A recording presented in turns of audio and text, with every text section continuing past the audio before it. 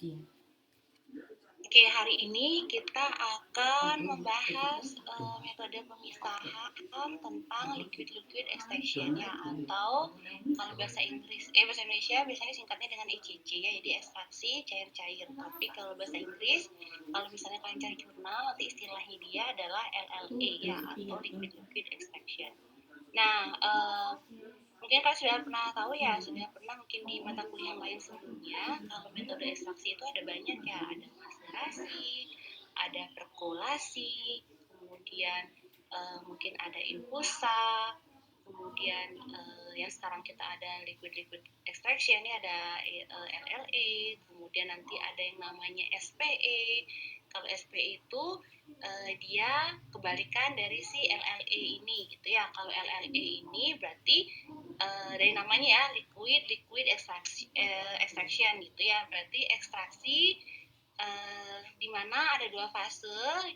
Fase pertama ada liquid dan fase kedua juga liquid. Jadi dua-dua fasenya itu adalah cairan gitu ya. Tapi nanti ada yang namanya SPE atau solid phase extraction gitu ya. Kalau SPE ini dia salah satu fasenya adalah fase padat gitu ya. Jadi satunya solid, satunya liquid. Kalau untuk si SPE. Nah, nanti ada juga yang namanya SFE gitu ya, super critical fluid extraction. Jadi ekstraksi ini banyak sekali jenisnya ya. Banyak metode yang bisa digunakan untuk melakukan ekstraksi. Terus pertimbangannya apa?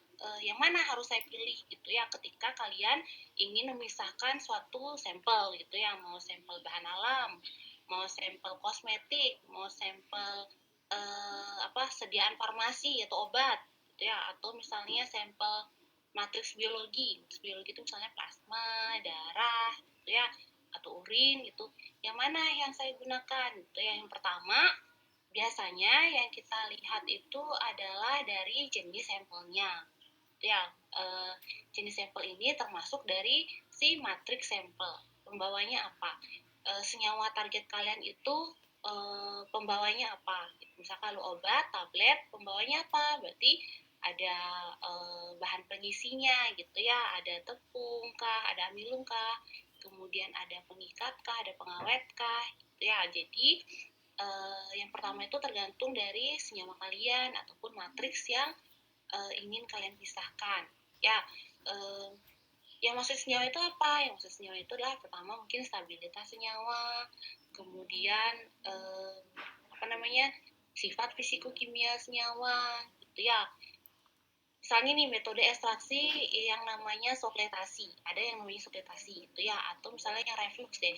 Yang reflux ini adalah metode ekstraksi yang dia menggunakan panas gitu ya. Jadi senyawa kalian itu direndam dalam pelarut pengekstraksinya gitu ya, direndam di parut pengekstraksinya, kemudian dipanaskan, kemudian dengan alat reflux nanti si uap pelarutnya akan naik ke atas gitu ya, kemudian dia bersirkulasi, turun lagi ke bawah, terpanaskan lagi naik ke atas, jadi berputar gitu ya. Jadi tuh dia ada perputaran pelarut ataupun uap pelarut gitu ya, dengan metode pemanasan. Nah, semisalnya sampel kalian gitu ya, atau senyawa target kalian dia itu tidak stabil terhadap panas gitu ya, maka ya kalian tidak bisa memilih si metode reflux ini gitu ya. Kenapa? Karena metode reflux dia menggunakan panas gitu ya, dia melibatkan pemanasan. Kalau senyawa kalian tidak stabil dengan pemanasan, berarti tidak bisa metode reflux ini kalian pilih gitu ya. Maka kalian ada opsi lain, opsi metode ekstraksi yang lain, misalnya maserasi gitu ya. Maserasi ini biasanya disebut dengan ekstraksi dingin ya, salah satu jenis ekstraksi dingin. Dingin itu bukan berarti dengan menggunakan es gitu ya, tidak, tapi menggunakan suhu ruangan gitu ya. Intinya dia tidak ada pemanasan. Maserasi ini paling gampang untuk dilakukan gitu ya. Jadi sampel ya udah direndam dengan parut, didiamkan gitu ya, atau dengan pengocokan tertentu boleh, mungkin dikocok selama semalaman bisa, tapi yang ngocok pastinya bukan orang gitu ya, bukan praktikannya yang mengocok, karena nggak mungkin kalian nungguin semalaman untuk mengocok, tapi kita menggunakan alat gitu ya. Biasanya kita gunakan oleh stirrer. Nah, tapi kalau kita tidak mempunyai stirrer gitu ya, tidak mempunyai alat pengocok, maka kita kocoknya biasanya sesekali gitu ya. Sesekali itu dalam artian mungkin dalam siang hari gitu ya, di siang hari kita bisa mengocok misalnya sejam sekali kita aduk gitu ya. Kemudian kita tinggal lagi, sejam lagi kita tengok lagi, kita aduk lagi gitu ya dengan kecepatan yang konstan. Nah, bisa juga dilakukan seperti itu kalau memang tidak memiliki alat pengocok otomatis. Biasanya seperti itu ya kalau maserasi. Dan maserasi ini adalah metode ekstraksi yang paling gampang gitu ya. Kenapa? Karena ya cukup didiamkan saja, direndam gitu ya. Maserasi itu sama dengan direndam. Jadi direndam saja, tidak memerlukan perlakuan khusus lain tadi dengan pengadukan. Ya, dan pengadukan pun bisa dilakukan dengan manual. Gitu ya. Tapi kalau mau hasil yang maksimal ya otomatis kita butuh pengadukan yang konstan sebenarnya, yang terus menerus itu selama 24 jam misalnya, atau selama 48 jam.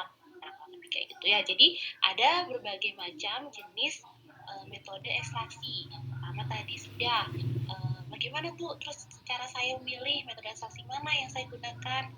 Ya tadi ya sesuai tadi matriks sampel kalian, kemudian senyawa target kalian, bagaimana sifat fisikokimianya, bagaimana stabilitasnya, itu perlu diperhatikan. Kemudian yang kedua, yang paling sering gitu ya, ini saya informasikan itu, saya kasih info itu berdasarkan teknisnya biasanya di lapangan. Gimana Bu, apa yang saya pertimbangkan lagi kalau saya di lapangan? Yang pasti adalah keberadaan alat gitu ya. Alat apa sih yang kita punya gitu, metode ekstraksi apa yang memungkinkan untuk kita kerjakan di laboratorium kita, dalam artian apakah alatnya tersedia atau tidak. Misalnya Bu tadi saya mau reflux, senyawa saya tuh tahan kok terhadap panas, misalnya kalian gitu ya. Ibu ada nggak alat refleksnya? Ya pasti kita harus perhatikan ya, kita mau refleks terus nyawa kita tahan terhadap panas tapi sayangnya refleksnya nggak ada misalnya gitu. Nah itu jadi diperhatikan juga mengenai tadi keberadaan alat, kemudian mungkin cost-nya juga ya, berpengaruh ke cost itu artinya biayanya gitu, apakah visible gitu ya, ternyata nggak ada alatnya tapi kita mau nih pakai metode itu. Untuk mengadakan alat itu kita punya cost nggak untuk melakukan itu. Nah itu paling sering ya yang dipertimbangkan oleh peneliti biasanya di laboratoriumnya, keberadaan alat salah satunya. Tapi kalau misalnya dari segi ini ya, kalau dari segi teoritisnya, ya itu tadi ya, sisi kimia, stabilitas, kemudian jenis matriksnya gitu ya. Tapi kalau di lapangan akan bertambah lagi pertimbangan yang lainnya, tadi keberadaan alat, kemudian cost effectiveness-nya gimana gitu ya, apakah dengan kita beli alat akan memberikan hasil yang maksimal atau bisa menggunakan metode lain yang kira-kira akan memberikan hasil yang sama dengan metode yang alat akan kita beli gitu ya. Kalau misalnya ada metode lain dan kita punya alatnya dan hasilnya sama aja dengan alat yang tidak ada gitu ya, kenapa kita harus beli gitu ya. Kita bisa menggunakan metode ekstraksi yang memang alatnya sudah tersedia, atau juga hasilnya tidak akan jauh berbeda, misalnya seperti itu ya. Itu kadang-kadang menjadi pertimbangan kita ketika kita melakukan pekerjaan di laboratorium ya, misalnya untuk ekstraksi ini. Nah, kemudian sekarang kita balik nih ya. Kita balik, kalian udah tahu tadi ya sekilas bahwa ada banyak nih berbagai metode ekstraksi. Ya, dimana berarti LLE ini adalah salah satu metode ekstraksi. Itu ya, biar kalian tahu dulu nih basicnya bahwa apa sih nih LLE gitu. Ekstraksi itu apa? Gitu ya. Pasti saya yakin ekstraksi kalian udah tahu gitu ya pengertiannya. Nah, jadi LLE ini adalah salah satu metode ekstraksi di mana kalian akan melibatkan dua fase cair. Ya, makanya namanya adalah liquid-liquid. Tapi ada syarat utama untuk si liquid-liquid ini, gitu ya. Tadi sudah ada dua fase cairan, yaitu satu liquid, satunya lagi juga liquid, gitu ya. Fase 1 liquid, fase 2 liquid. Tapi syaratnya, liquid 1 dan liquid 2 atau fase cair 1 dan fase cair 2 wajib dia harus terpisah. Itu ya, dia akan menghasilkan dua fase yang terpisah. Tidak boleh menghasilkan fase yang bercampur. Gitu ya. Jadi nanti ada yang namanya miscibility. Miscibility itu artinya lah kebercampuran atau ketidakbercampuran pelarut gitu ya. Jadi ada pelarut-pelarut yang dapat bercampur, ada pelarut-pelarut yang tidak dapat bercampur. Misalnya tidak bercampur itu seperti apa Bu? Tidak bercampur itu gampangnya itu adalah contoh yang paling sering kalian lihat adalah minyak dan air. Nah, kurang lebih seperti itu ya. Berarti minyak liquid, air juga liquid. Nah, jadi kalau liquid extraction itu kita akan manfaatkan justru yang kita manfaatkan adalah sifat ketidakbercampuran dari dua jenis pelarut. Ya, jadi tadi ada yang fase di bawah, ada fase di atas. Sama deh, pokoknya seperti minyak dan air yang kalian taruh di dalam gelas misalnya seperti itu ya. Jadi di atas ada fase minyaknya, nah di bawah ada fase airnya. Kurang lebih seperti itu ya. Nah,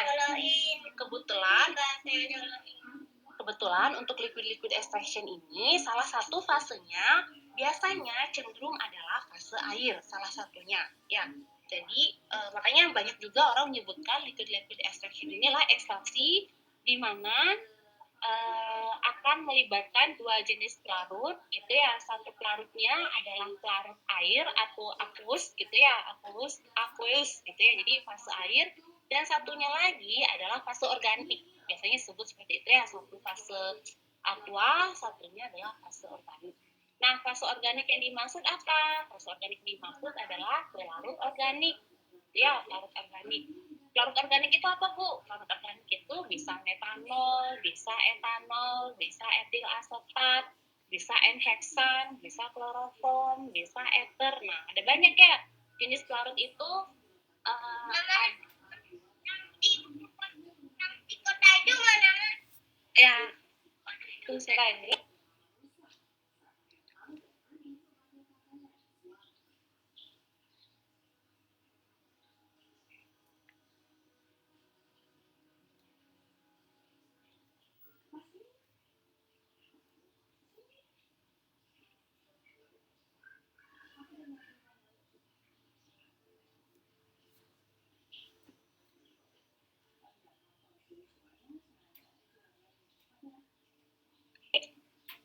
Oke, kita lanjut ya adik-adik ya. Jadi tadi ya ada fase air satu dan ada fase organik. Fase organik itu adalah yang dimaksud fase organik adalah pelarut organik.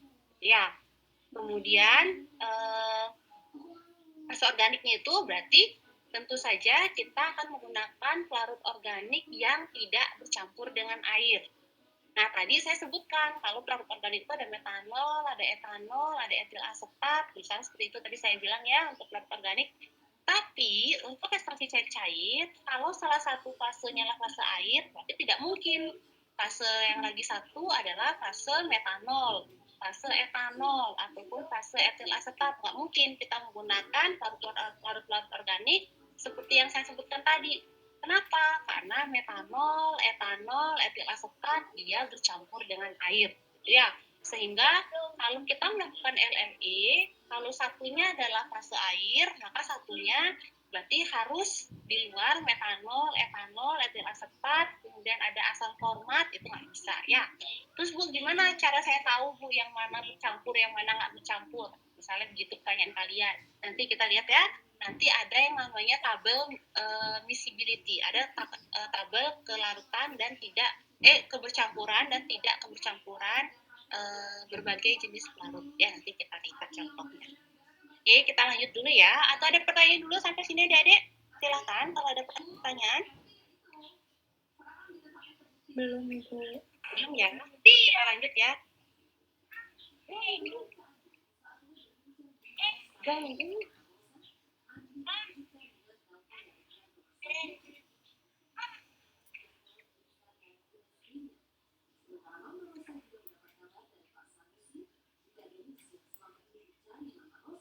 Oke, sekarang kita recall sedikit ya tentang apa sih itu ekstraksi. Nah, ekstraksi ini adalah pemisahan ya. Jadi ekstraksi itu tujuan utamanya adalah untuk memisahkan satu senyawa dari bahan pembawanya, gitu ya. Atau untuk memisahkan satu senyawa dari senyawa lain boleh.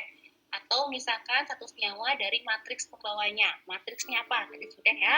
Bisa matriksnya itu matriks bahan alam, misalnya dari matriks daun, dari matriks batang, dari matriks buah, biji, bunga, gitu ya, itu matriks bahan alam, atau dari mineral, misalnya, atau dari hewan, bisa, itu juga bahan alam. Kemudian matriks lain adalah matriks sediaan farmasi, misalnya apa? Matriks sirup, matriks tablet, matriks infus, misalnya, gitu ya.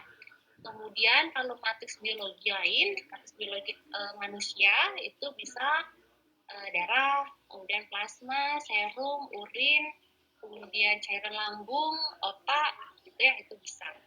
Jadi ekstraksi itu adalah pemisahan satu atau beberapa bahan, gitu ya, satu atau beberapa senyawa dari suatu padatan atau cairan. Nah, matriks itu bisa berupa padatan, seperti tablet, misalnya, seperti daun, itu padatan, atau cairan itu bisa urin, bisa sirup, itu dengan bantuan pelarut. Ya, jadi ekstraksi itu dia akan melibatkan pelarut. Ya, jadi ada yang menarik.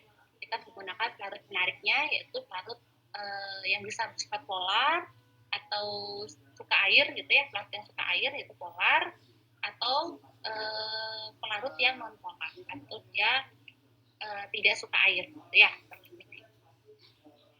Oke, selain itu ekstraksi juga merupakan proses pemisahan satu atau lebih komponen dari suatu campuran homogen menggunakan pelarut cair atau solvent. Ya, jadi seperti separating agent. Jadi pelarut itu sering disebut dengan solvent. Ya, kemudian kalau senyawa yang kita tarik itu namanya solut. Jadi ada yang pelarut, ada yang terlarut. Ya, pelarut itu solvent, kemudian solut itulah yang terlarut. Terlarut itu berarti hasil ekstraksi yang kita peroleh, ya, senyawa yang berhasil ditarik oleh solvent itu namanya solut. Kemudian untuk ekstraksi ini dia prinsipnya adalah pemisahan dapat terjadi atas dasar kemampuan larut yang berbeda dari komponen-komponen dalam campuran. Ya, jadi apakah semua komponen di dalam suatu bahan atau matriks itu mempunyai daya larut yang sama dengan satu pelarut? Tidak, ya pasti beda-beda. Apa yang menyebabkan? Yang menyebabkan pasti adalah polaritas, gitu ya. Jadi ada senyawa yang cenderung lebih polar pada senyawa lain, gitu ya, walaupun dia dalam satu matriks. Misalnya saya mau mengekstraksi daun kelor, misalnya daun kelor. Nah, daun kelor ini ada banyak jenis senyawa ya. Mungkin ada senyawa flavonoid, ada senyawa alkaloid, ada saponin, dan lain-lain, gitu ya. Nah, sekarang saya punya pelarut nih. Pelarut saya apa? Etanol. Misalnya etanol itu alkohol. Nah, apakah si flavonoid, saponin, tanin, dan lain sebagainya ini dia sama pelarutannya dalam etanol? Tidak. Ya, kenapa? Karena flavonoid, saponin, dan alkaloid, misalnya gitu, dia memiliki polaritas yang beda-beda pasti ya. Jadi bisa aja dia sama-sama polar, tapi polaritasnya masih beda gitu ya, sama-sama polar tapi akan ada mana yang cenderung lebih polar dibandingkan dengan yang lainnya gitu ya. Apa sih yang menyebabkan? Pastinya karena adanya perbedaan struktur dari satu senyawa gitu ya. Jadi ada perbedaan gugus samping dari senyawa tersebut. Misalnya mungkin alkaloid dia lebih banyak mengandung N gitu ya, atau nitrogen. Kemudian apa akibatnya? Apakah dia lebih polar atau dia lebih non polar gitu. Kemudian kalau flavonoid atau fenol mungkin dia lebih banyak mengandung OH gitu ya, sehingga dia cenderung lebih polar dibandingkan dengan senyawa yang lain. Nah, bisa saja dia sama-sama polar, tetapi kepolarannya bisa berbeda gitu ya kalau benar-benar dilihat dengan menggunakan angka polaritasnya, gitu ya, atau indeks polaritasnya. Mungkin ada yang indeks polaritasnya 4,6, ada yang indeks polaritasnya 5 gitu ya. Itu misalnya sama-sama semipolar, tapi semipolarannya akan beda gitu ya. Yang 5 akan lebih non-polar dibandingkan dengan yang 5 akan lebih polar dibandingkan dengan yang 4,6 misalnya. Ya, jadi makanya di sini kenapa sih ekstraksi itu dikatakan prinsipnya adalah atas dasar kemampuan larut yang berbeda. Ya, karena memang setiap senyawa pasti memiliki struktur yang berbeda, memberikan sumbangsi kepolaran yang berbeda. Ya.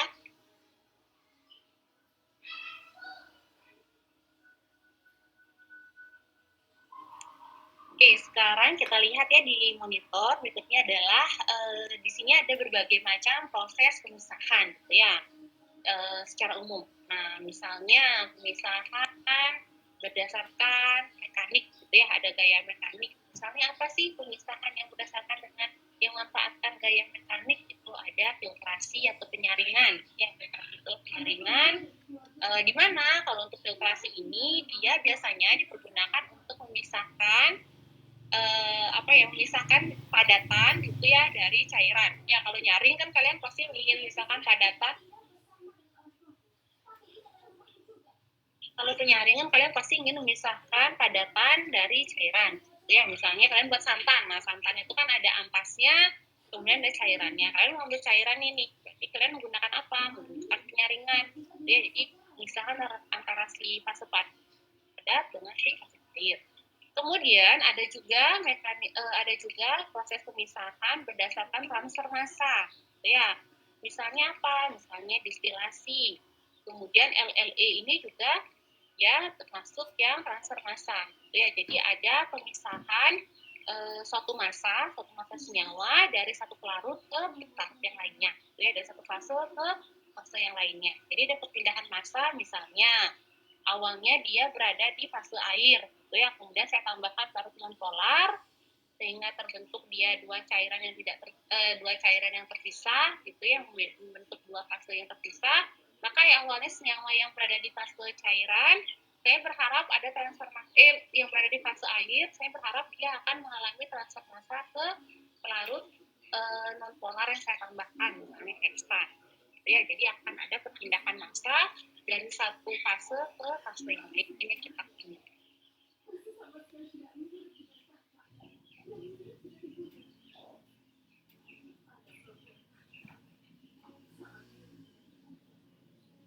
Oke, nah berikut adalah contoh-contoh ya dari proses yang membutuhkan yang menggunakan mekanisme transfer massa ya. Jadi ada yang namanya gas liquid, nggak cuma liquid, nggak hanya padat liquid, tapi ada juga yang namanya gas liquid ya. Jadi contohnya apa? Contohnya adalah absorpsi, kemudian evaporasi atau penguapan ya. Jadi kalau evaporasi itu berarti dia awalnya dari liquid, tapi kemudian akan perlahan-lahan liquidnya akan hilang gitu ya. Kenapa? Karena dia menjadi gas. Ya. Kemudian ada juga liquid kontak, contohnya yaitu si LLE tadi. Ada liquid solid kontak juga. Contohnya apa? Kalau liquid solid kontak itu adalah kristalisasi, kemudian ada absorpsi, kemudian yang berikutnya ada juga gas solid. Contohnya apa? Ada absorpsi dan drying gitu ya. Kalau drying itu ada yang namanya spray dry gitu ya. Kalau spray dry itu awalnya cairan sebenarnya. Setelah cairan itu kemudian dia akan disemprotkan gitu ya sehingga dia membentuk seperti gas gitu ya. Tapi nggak gas sebenarnya, dia seperti saya lupa namanya apa ya. Dia pokoknya seperti kabut gitu ya, dibuat kabut cairan itu, kemudian dia akan ditempelkan gitu ya pada satu absorben yang berupa padatan sehingga akan berubah ya dari cairan dia akan menjadi gas atau tadinya jadi aerosol. Gas itu aerosol berarti gas yang isi partikel-partikel kecil gitu ya, dimana gas itu kemudian akan menempel pada absorbennya berupa padatan ya, makanya disebut dengan gas solid kontak. Contohnya adalah drying gitu ya, spray dry, ada namanya spray dry.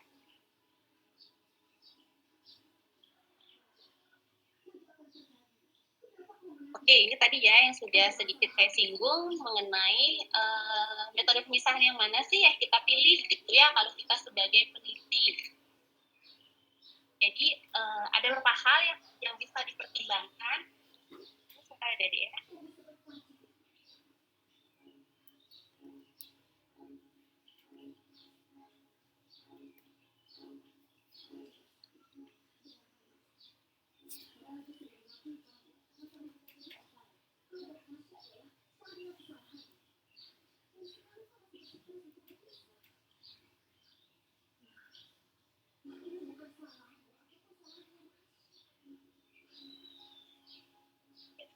Oke, maaf sebelumnya ada ya. Anak saya lagi sakit jadi agak-agak ini ya.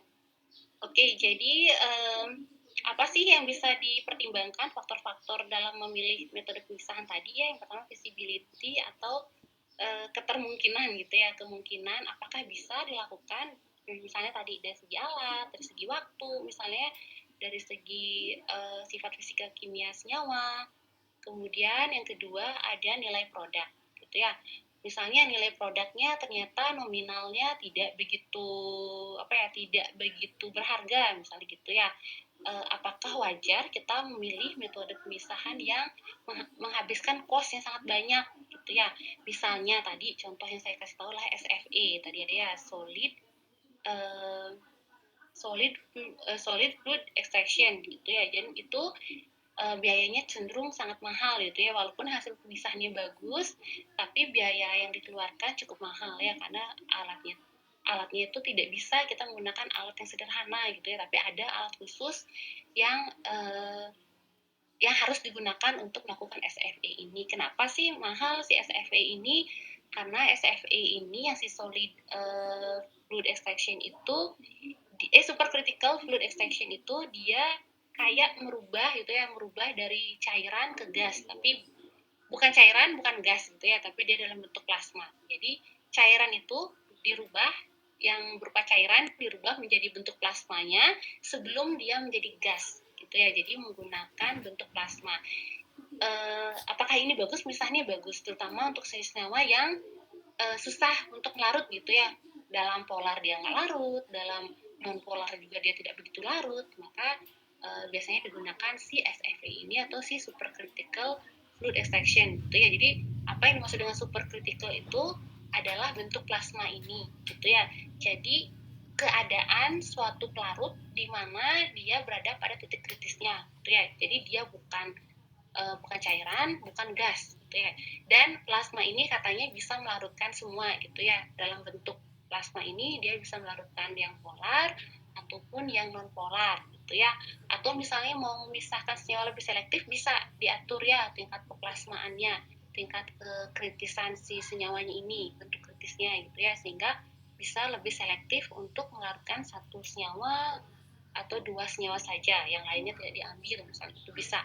Tapi itu ya, karena dia akan dirubah menjadi bentuk supercriticalnya, maka akan membutuhkan alat khusus. Nah, ini agak mahal operasionalnya gitu ya. Nah, jangan sampai kalian membuat produk, kalian pasarkan dengan harga murah, gitu ya, tapi cost-nya sangat besar karena teknologinya teknologi yang sudah modern gitu ya, itu juga nggak ada untungnya gitu ya. Kalau industri itu dia akan memperhatikan hal-hal seperti itu ya. Kalau kalian misalnya nanti kerja di industri gitu ya, kalau misalnya kalian pas dapat R&D, bagian R&D, nah itu pasti akan dipertimbangkan gitu. Worth it nggak sih mengeluarkan uang sekian tapi hasilnya adalah sekian gitu ya. Biasanya pasti dilihat berapa keuntungan yang diperoleh gitu ya. Jadi itu juga uh, menjadi pertimbangan gitu ya. Kalau kita di lab sih, kalau penelitian ya kita mau mahal mau enggak kita biasanya gunakan gitu ya, kalau memang kita ingin melihat gimana sih kinerja dari metode yang kita pilih gitu ya. Tapi kalau nanti sudah dibawa ke industri gitu ya, biasanya sih kita bisa menjual produk ke industri ya. Kalau kita di akademisi ini di universitas misalnya gitu ya, kita punya laboratorium, terus nanti mungkin kalian skripsi gitu ya, kalian buat produk, entah kalian buat sediaan farmasi, entah kalian buat ekstrak gitu ya, entah kalian mengembangkan metode isolasi suatu ekstrak gitu ya. Kalau misalnya metodenya itu bisa kalian jual sebenarnya ke industri gitu ya, dan di luar itu sudah banyak seperti itu ya. Jadi sudah banyak bekerja sama dengan industri-industri, di mana industri itu lebih melimpahkan pekerjaannya ke universitas gitu ya. Tolong dong saya dibuatkan produk ini, nanti kalau udah jadi saya akan pasarkan gitu ya. Jadi mereka yang ngasih dana, terus nanti kalau sudah jadi sesuai dengan keinginan industri itu, mereka akan membuat produknya gitu ya. Jadi banyak industri yang mau instan gitu ya, mereka nggak mau lagi mengembangkan di pabriknya mereka, tapi mereka minta kepada para akademisi biasanya untuk mengembangkan satu produk gitu. Karena mungkin mereka R&D-nya terbatas mungkin, atau mereka nggak mau buang-buang waktu gitu ya, mungkin mereka mengurusi hal yang lain. Jadi pembuatan bahan bakunya dimintain tolong ke universitas. Nah, makanya dari situ industri akan melihat bagaimana sih produk value-nya gitu ya. Jangan-jangan harga produksinya lebih mahal dibandingkan dengan harga jualnya. Atau misalnya di lapangan nggak mungkin nih jual semahal ini, gitu. Maka mereka akan mempertimbangkan cara lain, gitu ya. Atau bahkan mereka akan mengganti produknya. Saya nggak jadi ekstrak ini, saya akan pakai ekstrak yang lain yang lebih murah, misalnya gitu ya. Itu akan sering kalian temukan kalau kalian ke industri. Kemudian yang ketiga ada cost ya. Jadi kalau si cost ini hampir sama ya dengan produk value tadi gitu ya. Kita lihat apakah biaya yang dikeluarkan untuk ekstraksi setara nih dengan hasil yang hasil jual si produk jadinya nanti, ya. Kemudian yang keempat ada juga produk quality, ya. Jadi kita mau kualitas produk yang bagus, maka kita menggunakan metode ekstraksi yang harus sesuai dengan sifat bahan kita gitu ya. Jangan sampai misalnya tadi nih kita udah tahu dia nggak stabil, misalnya gitu, kita udah tahu nih senyawa bahan alam kita nih tidak stabil, tapi kita mau dengan reflux. Kenapa? Karena murah dengan reflux itu, misalnya seperti itu ya. Ya udah kita paksakan dia dengan pemanasan. Akhirnya apa? Ternyata produk kita itu dia tidak aktif lagi gitu ya, komponen aktif yang kita harapkan dia tidak aktif lagi karena dia sudah mengalami degradasi karena pemanasan misalnya gitu. Nah percuma juga ya kita menghasilkan rendemen yang banyak gitu ya, hasil ekstraksinya banyak nih dengan reflux, kemudian cepat juga misalnya dengan reflux gitu ya, tetapi ternyata ujung-ujungnya senyawa target kita ini dia tidak memiliki aktivitas lagi karena sudah mengalami degradasi senyawa karena pemanasan. Nah itu juga tidak bisa gitu ya. Kemudian yang terakhir ada selektivitas ya.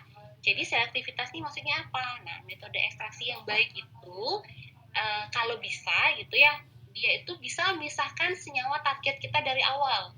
Tuh ya, misalnya saya mau mengekstraksi senyawa luteolin, misalnya gitu ya. Saya mau mengekstraksi senyawa luteolin, maka dari awal kalau bisa saya rancang metode ekstraksi saya ini memang sudah dapat memisahkan luteolin dari senyawa-senyawa yang tidak saya inginkan. Misalnya ada alkaloid, luteolin ini kebetulan flavonoid gitu ya. Misalnya ada alkaloid, ada fenol, ada yang lain. Gitu saya nggak mau nih mengambil senyawa yang lain. Saya hanya mau si luteolin yang golongan flavonoid ini. Itu dari awal bisa nggak saya rancang, saya optimasi untuk hanya mendapatkan luteolin saja. Itu bisa. Ya, bisa. Jadi itu pasti dengan optimasi. Ya, misalnya apanya yang dirubah? Larutnya kita buat lebih spesifik, lebih selektif terhadap satu senyawa, misalnya kayak gitu. Atau misalnya metodenya kalau maserasi ya dia akan menghasilkan semua gitu ya, karena direndam aja, ibaratnya kayak kalian ngerendam baju lah gitu ya, atau kalian mengerendam daun gitu ya, yang keluar apa ya, semuanya pasti keluar gitu ya, senyawa polarnya itu pasti semua keluar kalau kalian rendam dengan air, apalagi cuma didiemin gitu ya, pasti nanti klorofilnya keluar, terus senyawa polar yang lain keluar tertarik oleh air gitu. Padahal kan saya nggak mau semua senyawa, saya hanya mau luteolin gitu. Maka saya bisa menggunakan metode lain selain dengan si maserasi gitu ya, karena maserasi ini akan menghasilkan semua yang ada cuma direndam gitu ya. Oh kalau gitu mungkin saya bisa menggunakan si lipid extraction, misalnya saya hanya mau mengambil si flavonoid dulu deh gitu, jadi yang lain saya tinggal di fase air misalnya, kemudian saya tarik misalnya dengan fase non polar, atau air saya tambahkan heksan gitu ya, kemudian saya tarik dulu nih senyawa yang larut heksan sehingga saya mendapatkan senyawa di fase air saja. Nanti tinggal saya analisis kira-kira senyawa yang saya cari itu ada di heksan atau ada di air itu ya, setidaknya ada kontaminan yang saya tidak inginkan yang bisa saya hilangkan terlebih dahulu itu ya. Kalau maserasi kan tidak ya, karena dia hanya mengandalkan satu fase, jadi kan semua hal ada di fase di satu fase itu. Tapi kalau liquid extraction dia bisa nih memisahkan antara fase fase non polar dengan fase polar ya. Jadi paling nggak misalnya kalau tanaman kita ada lemaknya, paling nggak lemaknya sudah ada di N-heksan gitu ya, kemudian flavonoidnya ada di fase polar, berarti selanjutnya saya tinggal mengekstraksi ulang lagi si fase polar ini dari si ekstraksi ciri-ciri misalnya seperti itu ya. Nanti kalau mau lebih jelasnya kita lihat lagi ya.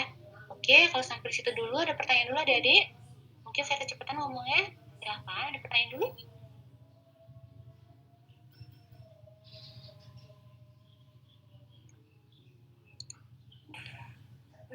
Belum dulu, belum ya. Oke, kita lanjut ya.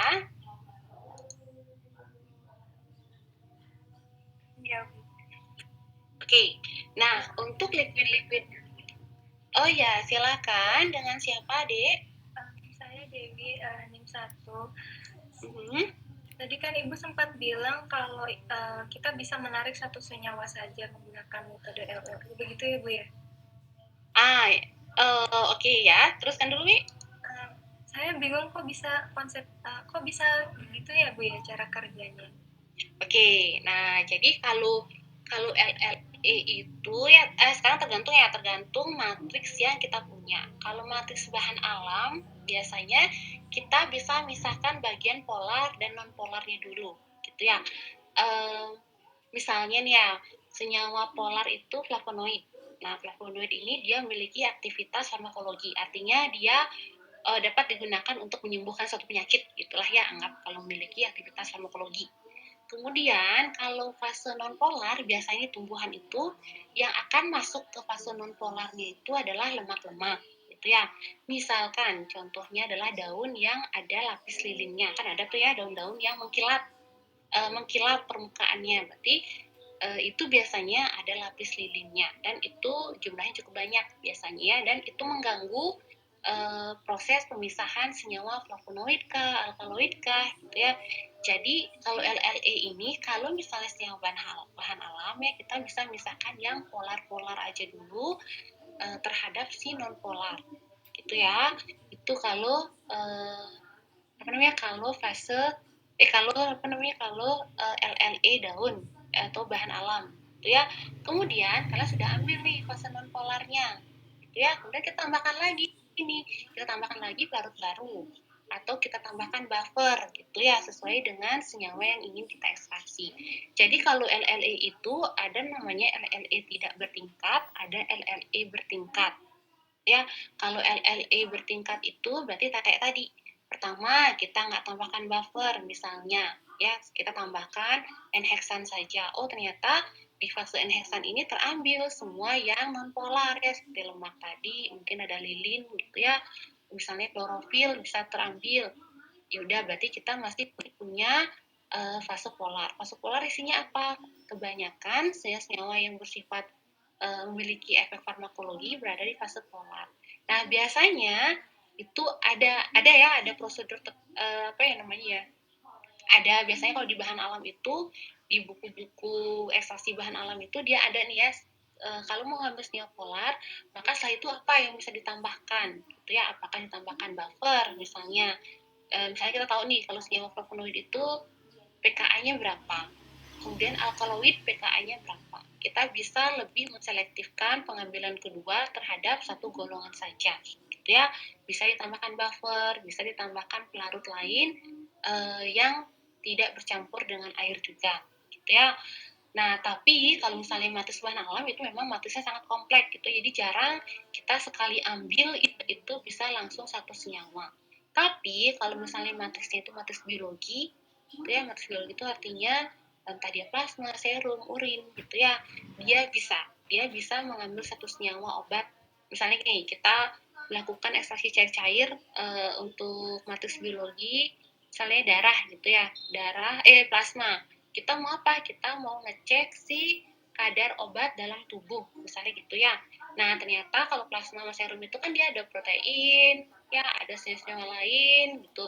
Bisa nggak sih Bu kita langsung ngambil senyawa obat kita dengan LLE? Bisa, ya karena matriks plasma atau serum itu dia tidak sekompleks dengan matriks bahan alam. Memang matriks bahan alam ini yang paling kompleks di antara semua matriks, gitu ya, karena dia banyak senyawa dan kita nggak tahu senyawa apa aja yang ada di sana. Kalau untuk bahan alam gitu ya, satu jenis daun dengan daun yang lain itu pun berbeda-beda gitu ya, antara satu tanaman dengan tanaman yang lain.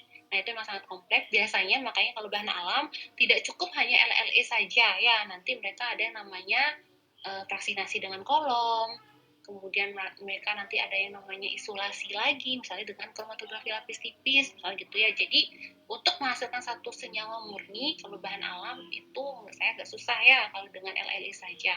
Jadi LLE itu dia hanya bisa tadi meread out yang senyawa lain yang tidak diinginkan, terutama yang non polar, misalnya gitu ya. Kalau memang target kita adalah senyawa polar yang ada di matriks bahan alam tadi. Tapi kalau misalnya dari matriks sediaan farmasi seperti obat, tablet, sirup gitu ya, itu masih bisa diusahakan dengan LLE terambil hanya obatnya saja. Tapi si pengisi tablet, pengikat tablet itu dihilangkan bisa. Ya. Kemudian kalau tadi matriks biologi itu juga masih bisa ya, karena kita pernah melakukan praktikum seperti itu ya. Kebetulan saya juga skripsinya dulu adalah memisahkan kodein dari plasma darah gitu ya. Jadi itu bisa dengan LLE kita sudah bisa langsung mengambil satu senyawa obat dengan LLE dari serum, darah ataupun plasma ataupun urin bisa. Nah, tapi kalau bahan alam tadi pengecualian mungkin ya, jadi nggak bisa satu step LLE itu sudah bisa terambil satu jenis senyawa, itu nggak susah ya, karena isolasi bahan alam itu paling susah, untuk identifikasinya pun susah gitu ya kan, kita harus menggunakan NMR, kita harus menggunakan MS, itu banyak metode analisis lain yang dilibatkan ya. Jadi kurang lebih seperti itu Dewi, bisa diterima dulu Dewi. Baik Bu, bisa. Tapi boleh saya izin bertanya sekali Ya, dulu? silakan ya, silakan. Tadi kan Ibu sudah bilang nanti kita misahin dulu antara yang polar sama yang nggak polar, gitu kan ya Bu ya. Terus kita kan nggak tahu tuh dalam suatu matriks kita tuh ada senyawa apa aja. Nanti untuk mendapatkan senyawa murni yang benar-benar kita inginkan itu bagaimana ya Bu ya? Saya masih belum paham. Ada, oke. Ini sampelnya apa Wi? Misalnya apakah bahan alam atau gimana Wi? Misalnya bahan alam gitu Bu. Bahan alam, oke. Nah, kalau bahan alam itu, tadi sebenarnya dia tuh ada diagram alir ya. Jadi, sudah ada buku, saya pernah baca bukunya, kalau nggak salah judulnya Isolasi Bahan Alam, cuma bahasa Inggris gitu. Nah, dia itu ada ya, jadi awalnya itu diambil dulu yang polar, kemudian nanti ya kalau misalnya ekstraksi cair-cair ini, kalian ingat ya ada 2 fase gitu ya. Jadi ada fase yang tinggal, ada fase yang diambil gitu ya. Misal tadi, misal saya punya daun, Dewi punya daun gitu ya, kemudian Dewi haluskan daun itu, misalnya Dewi keringkan, kemudian Dewi serbukkan gitu ya, Dewi serbukkan, kemudian Dewi rendam dulu, misalnya hasil serbuknya itu kan akan menghasilkan cairan, kemudian Dewi saring, misalnya gitu, Dewi saring, setelah Dewi saring, Dewi dapat cairan aja, gitu ya, cairan yang berasal dari daun, ya, itu sudah namanya ekstrak sebenarnya, tapi masih ekstrak kasar sekali, gitu. Nah, kemudian dari ekstraknya ini, Dewi pasti sudah punya target, gitu ya, punya target, saya mau ngambil senyawa apanya, flavonoidnya kah, atau justru mau ngambil lilinnya kah, misalnya gitu. Ya, biasanya kalau untuk ekstraksi awal dari bahan alam, misalnya matriksi daun gitu, kalau memang dari awal kita tahu nih senyawa target kita wajib tahu ya senyawa targetnya kita ya, Wi ya. Atau misalnya kita cuma mau, oh saya mau mencoba aktivitas ekstrak etanol dari daun kelor misalnya gitu. Berarti dari awal Dewi rendam daun kelornya Dewi dengan menggunakan, tapi sudah dihancurkan ya daun kelornya, jadi sudah dikecil-kecilkan gitu, entah dikeringkan terlebih dahulu atau Dewi mau menggunakan daun kelor yang fresh itu boleh gitu ya. Kemudian Dewi larutkan dan rendam selama 1 malam gitu dengan menggunakan etanol. Nah, biasanya kalau pelarut awal menggunakan etanol itu terambil semuanya gitu ya, karena ibaratnya etanol ini kayak pelarut sejuta umat gitu ya, jadi dia bisa melarutkan si lilin juga larut ke dalam etanol, kemudian si senyawa-senyawa berkhasiat juga larut. Yang berkhasiat itu maksudnya apa? Misalnya tadi flavonoid, alkaloid, fenol, tanin, nah itulah senyawa yang pasti ada di tumbuhan, walaupun tidak semua tumbuhan punya, dalam artian mungkin ada tumbuhan yang punya flavonoid saja, ada tumbuhan yang punya flavonoid dan alkaloid, atau ada tumbuhan yang punya semuanya, itu ada ya. Jadi intinya adalah di fase polar di etanol ini dia akan ada berbagai macam jenis golongan senyawa tadi, flavonoid dan teman-temannya, ada juga si lilin-lilinan ataupun senyawa non-polar yang lain gitu ya, dan lemak-lemak yang lain. Nah, sekarang Dewi yang mau Dewi manfaatkan dari daun kelotnya apa? Oh Bu, saya mau cari flavonoidnya, misalnya gitu. Berarti Dewi sudah tahu flavonoid itu dia ada di fase air, berarti ya karena dia polar. Fase air lagi berada di fase etanol. Karena etanol itu dia cenderung polar, ya dia lebih cenderung ke polar dibandingkan dengan ke non polar terus ya etanol ini. Kemudian dari hasil maserisi itu Dewi saring sehingga dapatlah Dewi larutan dapat larutan ekstrak daun dalam etanol. Gitu ya. Nah, biasanya ini bisa langsung diekstraksi cair ditambahkan dengan si heksan misalnya. Heksan itu non polar gitu ya. Tujuannya apa? Tujuannya adalah saya ingin lebih memurnikan ekstrak saya. Saya nggak mau nih ada senyawa lilin, ada senyawa lemak, ataupun senyawa-senyawa non-polar lain yang tidak saya inginkan dalam ekstrak saya. Karena saya sudah tahu mau mengambil si flavonoid, dan flavonoid itu polar. Saya nggak mau ada senyawa lain yang mengganggu, misalnya gitu. Saya hanya mau mengambil senyawa-senyawa yang larut dalam fase polar. Maka gimana cara kita untuk mengambil non-polarnya? Berarti bisa kita manfaatkan si LLE ini, gitu ya, dengan cara kita hilangkan si non-polarnya, gitu ya. Berarti dengan ditambahkan heksan, misalnya berapa kali pengulangan ditambahkan heksan, gitu ya, nggak hanya sekali dikocoknya, tapi ditambahkan sekali dulu, dikocok, dipisahkan, dibuang fase heksannya. Ditambahkan lagi heksan kedua, dikocok lagi untuk memastikan semua yang non polar hilang, gitu ya, dikocok lagi, kemudian dipisahkan lagi, dibuang lagi fase heksannya, ditambahkan lagi sekali, misalnya 3 kali, gitu ya, ditambahkan lagi sekali, dikocok juga, kemudian dipisahkan lagi, kemudian dibuang fase heksannya, sehingga kita bisa mengasumsikan sekarang bahwa ekstrak yang Dewi punya, ekstrak cair yang Dewi punya itu dia sudah terbebas dari lemak-lemak, gitu ya, entah dia lilin, entah dia wax, gitu ya, ataupun yang lainnya, senyawa lain yang bersifat non-polar. Karena Dewi udah tahu, Dewi mau cari si senyawa polar, gitu ya, apapun senyawa polar yang ada mau saya ambil, misalnya gitu. Nah, sekarang baru kita berpikir senyawa polar yang mau Dewi ambil apaan, gitu ya, apa aja. Ada nanti yang namanya screening fitokimia. Nah, screening fitokimia ini Dewi mau lihat daun kelor saya ini mengandung apa aja sih? Apakah mengandung flavonoid? Apakah dia mengandung alkaloid? Apakah dia mengandung fenol, tanin, saponin? Itu ada namanya uji screening fitokimia. Nah, dari uji screening fitokimia ini, Dewi udah tahu nih, oh ternyata si daun kelor saya ini dia hanya positif mengandung flavonoid dan alkaloid, misalnya gitu. Nah, tapi saya mau ngambil flavonoid aja, saya nggak mau nih mengambil alkaloid, misalnya gitu ya, karena dari jurnal-jurnal yang pernah saya baca yang memiliki aktivitas anti radang yang paling bagus itu adalah flavonoid, misalnya gitu tujuannya Dewi, gitu ya. Maka saya mau ngambil flavonoid aja. Nah, nanti bagaimana cara mengambil si flavonoid dari si alkaloid? Bisa kita manfaatkan metode yang lain, gitu ya, yaitu misalnya kalau bisa LLE, bisa dilakukan LLE. Tapi gimana caranya dengan LLE? Mungkin buffernya dimainin, gitu ya. Mungkin flavonoid dengan buffer pH 4 dia akan terpisah dengan alkaloid. Nah, itu ada hitungannya yang Henderson-Hasselbalch itu ya, selama kalian tahu berapa sih pKa flavonoid, berapa sih pKa si alkaloid, misalnya gitu. Kemudian, ternyata dengan LLE nggak bisa nih. Sudah saya hitung-hitung, Bu, ternyata dengan buffer pH berapapun si flavonoid ini akan selalu nempel dengan alkaloid gitu. Tapi saya mau misalkan hanya flavonoid aja, Bu. Saya nggak mau mengambil alkaloid, misalnya gitu. Tapi setelah saya cari-cari, saya hitung-hitung dengan buffer, dengan pelarut, ternyata nggak bisa. Flavonoid ini ternyata pKa-nya sangat berdekatan dengan alkaloid gitu. Dan kepolaritasnya mirip, misalnya gitu ya. Dia akan selalu nempel nih. Gimana cara saya, Bu, untuk memisahkan si flavonoid dari alkaloid ini? Maka kita baru beranjak ke instrumen yang selanjutnya, gitu ya. Misalnya apa? KLT. Ya, yang paling gampang, yang paling murah, yaitu KLT. Nah, kalau KLT ini, dia prinsip pemisahannya sudah berbeda ya. Jadi, dia menggunakan lempengan, gitu ya. Nanti kan kita akan ke KLT juga ya, kalian yang paracetamol itu.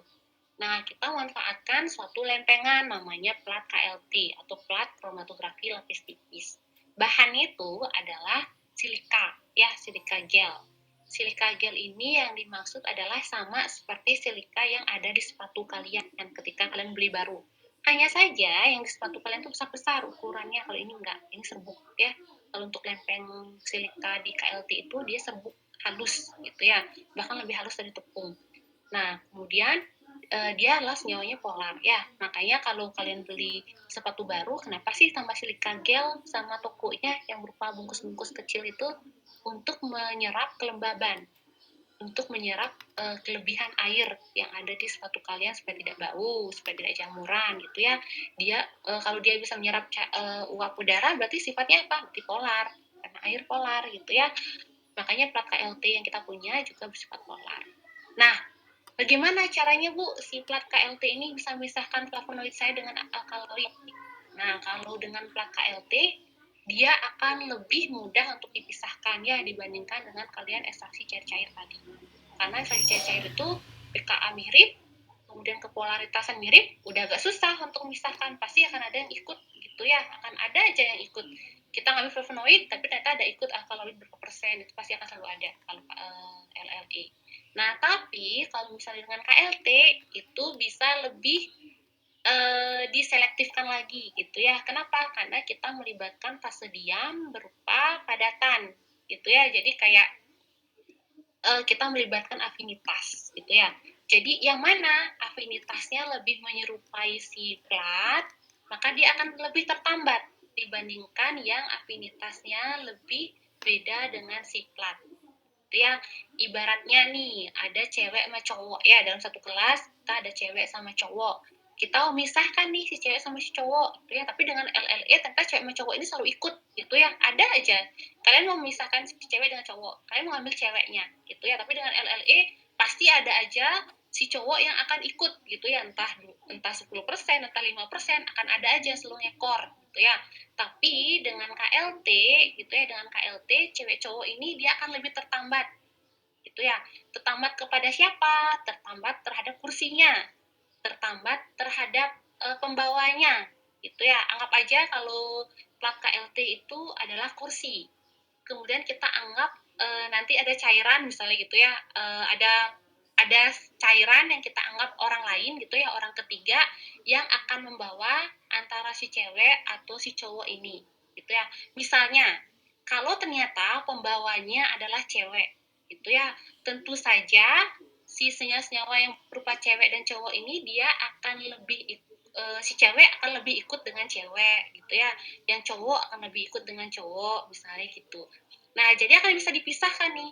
Jadi si flavonoid lebih cenderung mirip polaritasnya dengan siapa? Apakah dengan fase diamnya ataukah dengan fase mobilenya atau fase geraknya gitu ya. Jadi kalau kepolarannya lebih menyerupai fase gerak, maka dia akan lebih berjalan dengan fase gerak. Dia akan lebih naik ke atas dengan fase gerak. Sementara alkaloid yang dia kepolarannya lebih cenderung mirip dengan fase diam, dia akan diam gitu ya, dia akan tertambat lebih di bawah, sedangkan flavonoid akan lebih di atas. Kemudian gimana cara identifikasinya Bu, sehingga kita tahu yang di atas itu flavonoid atau yang di bawah adalah alkaloid. Nanti ada yang namanya reagen penampak bercak gitu ya. Kalau reagen penampak bercak ini dia sudah lebih selektif dibandingkan dengan yang lain gitu ya. Misalnya flavonoid dengan reagen asam borat, citroborat, dia akan masukkan warna kuning. Sedangkan alkaloid dia tidak akan masukkan warna. Sehingga kita tahu yang di atas ini yang lebih terbawa tadi dengan fase geraknya flavonoid atau alkaloid, kita bisa tahu dari penampak bercak yang kita semprotkan pada plat gitu ya. Kalau warnanya kuning berarti flavonoid, kalau warnanya kuning berarti bukan flavonoid gitu ya. Jadi bisa diambil nih, udah tahu nih yang di atas atau bawah flavonoid, kita bisa kerok ya, kita kerok itu platnya. Platnya itu bisa dikerok ya, kayak ngerok pasir gitu, bisa dikerok. Setelah dikerok dilarutkan lagi dengan metanol misalnya, dicuci, disaring gitu ya, karena kan seperti pasir saya bilang tadi, seperti tepung dia akan ada butiran-butiran hapus, sedangkan kita mengambil cairannya aja gitu ya. Nah kita kerok, kita ambil cairannya, setelah itu gimana caranya kita tahu dia senyawa apa? Ada namanya FDIR ya,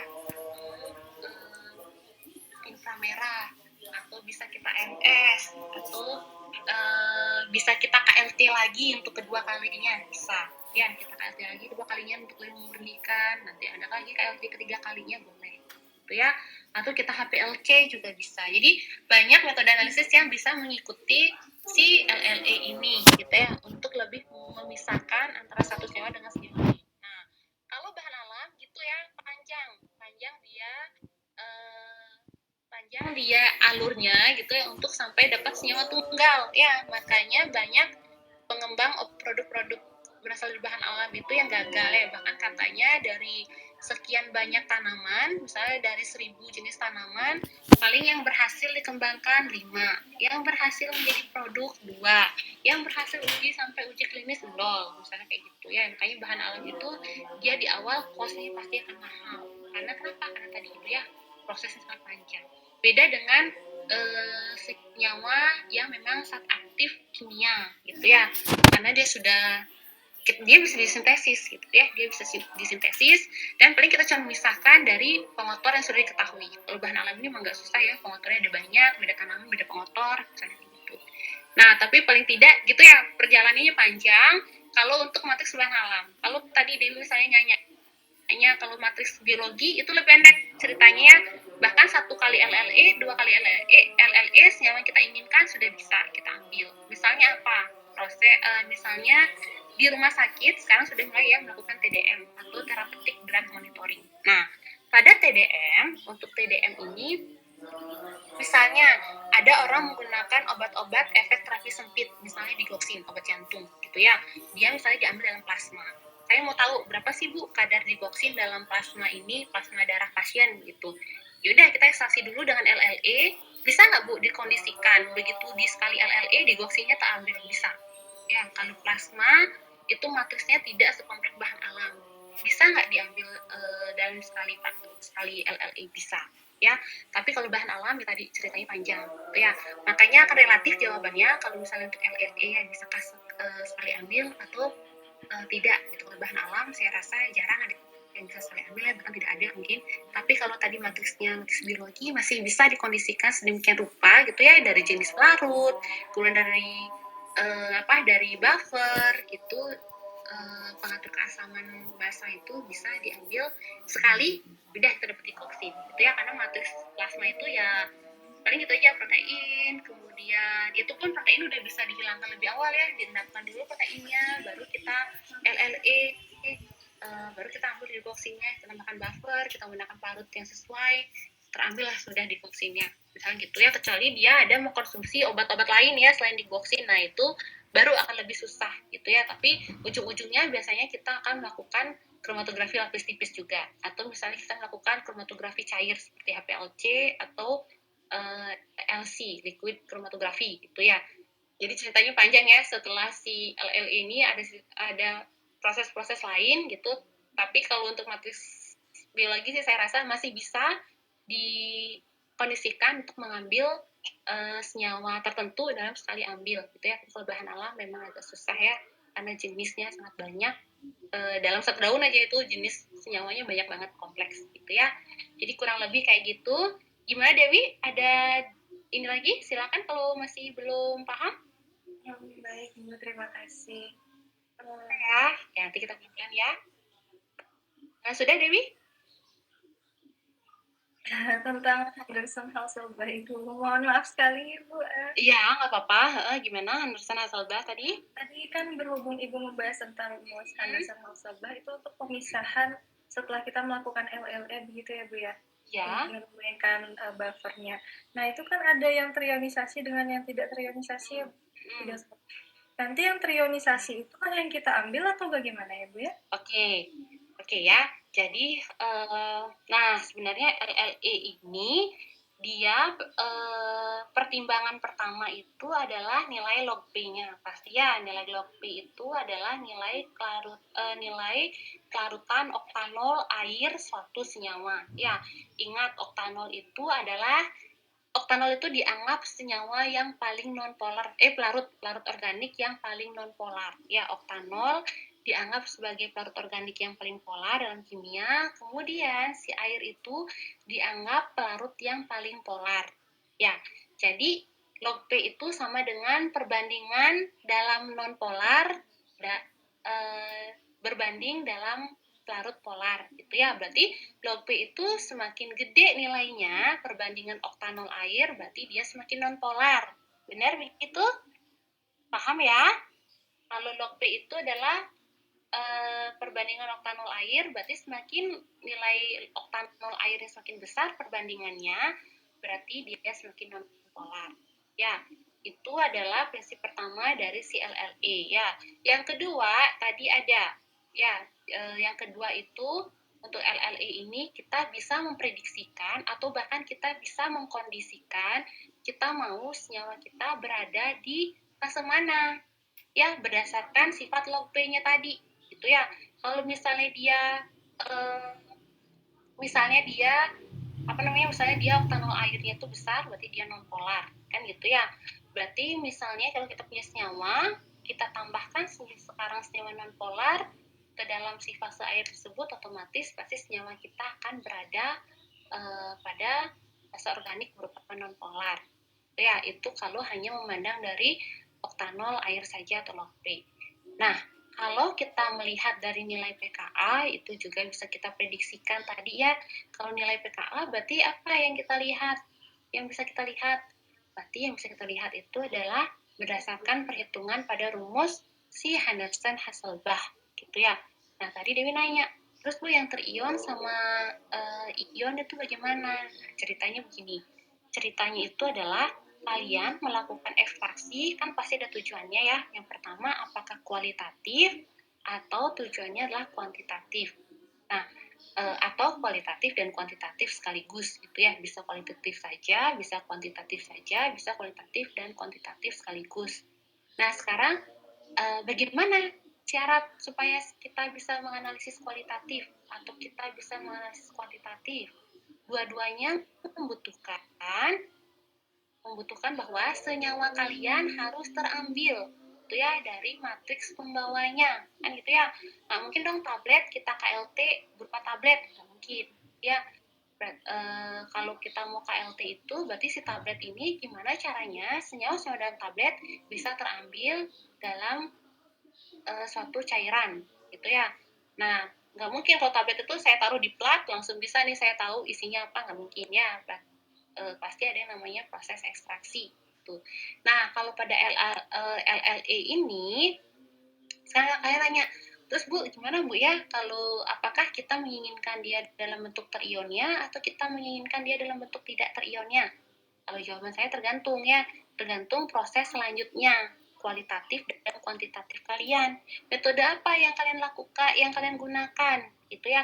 Misalnya, Teta Bu untuk tablet parastamol saya kuantitatifnya mau menggunakan titrasi, misalnya gitu. Kalian cari tahu dulu kalau titrasi itu biasanya dia menggunakan fase apa? Dia menggunakan air atau dia menggunakan etanol atau dia menggunakan heksan misalnya gitu atau misalnya KLT. Kalau KLT sebaiknya kita menotolkan sampel kita ke plat KLT itu, kita mengaplikasikan sampel kita ke atas plat KLT itu dalam bentuk cairan air atau dalam bentuk cairan nonpolar gitu ya. Jadi itu ininya apa faktor pembatasnya gitu ya. Oh Bu, kalau titrasi saya mau dia bisa dilarutkan dalam air misalnya gitu. Kalau titrasi itu biasanya media pembawanya kalau nggak etanol air misalnya gitu ya. Jadi larutan sampel kalian bisa larut dalam air atau dalam etanol biasanya kalau titrasi gitu ya. Kemudian kita tambahkan titran dari atas gitu ya, entah titrannya HCl, entah titrannya NaOH dalam buret gitu ya.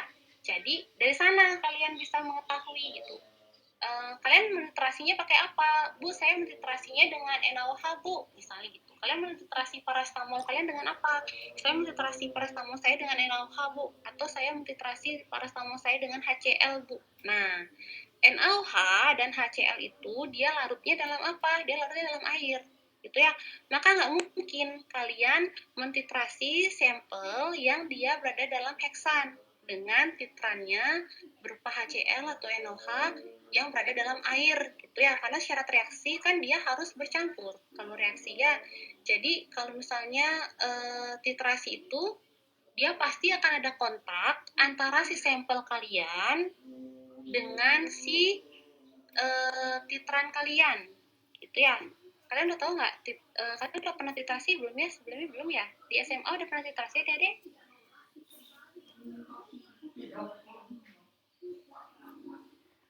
Untuk teori sepertinya sudah Bu perkenalan. Ya, tapi kebayang ya. Jadi intinya gitu ya. Intinya itu adalah langkah apa yang akan kalian ambil setelah si LLE ini gitu ya. Misalnya kita contoh deh, praktikumnya itu kan parastamol ya, biar kalian lebih kebayang. Parastamol ini ternyata kalian penetapan kadarnya, penetapan kadar parastamol kalian tuh dengan KLT ya. Nah, oke, kita berangkat dari KLT dulu deh. Kalian parastamolnya mau di KLT. Nah, untuk kalian ketahui, plat KLT itu dia bersifat polar ya, karena tadi dia silika. Ya, bahannya silika itu polar. Nah, misalnya parastamol ini ketika LLE kita taruh dia di fase air gitu ya. Oh Bu, ternyata parastamol saya berdasarkan buffernya dia larutnya dalam air nih Bu, misalnya gitu. Boleh nggak Bu, saya toto langsung ke plat KLT? Boleh. tapi resikonya adalah plat KLT-nya kan bolong, gitu ya. Plat KLT itu bolong kenapa? Karena plat KLT itu larut dalam air, karena dia sangat polar. Jadi sama kepolaran plat KLT itu dengan kepolaran air. Jadi ketika sampel hasil LLE kalian itu kalian taruh dalam fase air, tapi nantinya akan kalian analisis dengan KLT, maka akibatnya apa? Pada KLT akan gagal, gitu ya, karena sampel kalian baru ditaruh aja di plat, itu platnya udah rusak, tuh nggak bisa, ya, berarti nggak bisa kalian mengelusi, nggak bisa kalian pisahkan lagi, karena platnya sudah bolong, sudah larut, gitu ya. Jadi hanya tinggal kerangka aluminiumnya saja, gitu. Nah, jadinya gimana? Seandainya kalian analisis setelah setelah LLE itu adalah KLT, berarti sebaiknya senyawa kalian itu berada dalam pelarut organik, ya, atau fase non-polar. Kenapa? Karena fase non-polar akan jauh lebih mudah untuk ditotolkan pada plat KLT. Plat KLT nggak akan bolong, gitu ya. Untuk alat penotolnya pun dia akan lebih mudah mengaplikasikan kalau larutan kalian itu adalah larutan non-polar. Kenapa? Karena larutan non-polar, larut non-polar itu dia gampang menguap ya. Jadi baru kalian taruh di luar aja, di atas meja itu udah hilang, gitu ya. Jadi itu yang diharapkan ketika kita melakukan KLT. Begitu menotolkan larutan itu di plat, larutnya hilang. Itu aja, jadi platnya nggak basah. Kemudian hasil penotolan itu rapi. Nggak apa ya,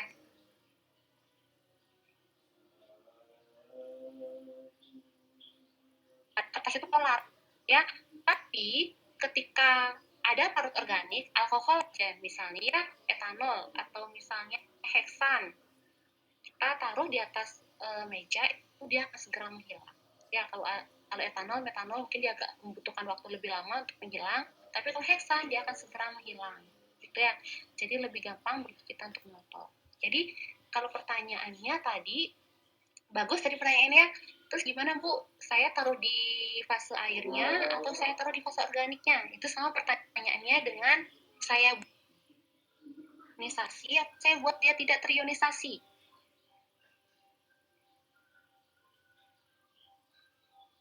Tidak terionisasi berarti dia larut dalam pelarut organik. Sekarang kalian pertimbangkan dulu, kalian membuat dia larut fase organik atau kalian buat dia larut dalam air. Kalau misalnya tujuannya untuk KLT, maka sebaiknya kalian buat dia larut dalam fase organik. Berarti kalian buat dia dalam bentuk tidak terion atau dalam bentuk bebasnya.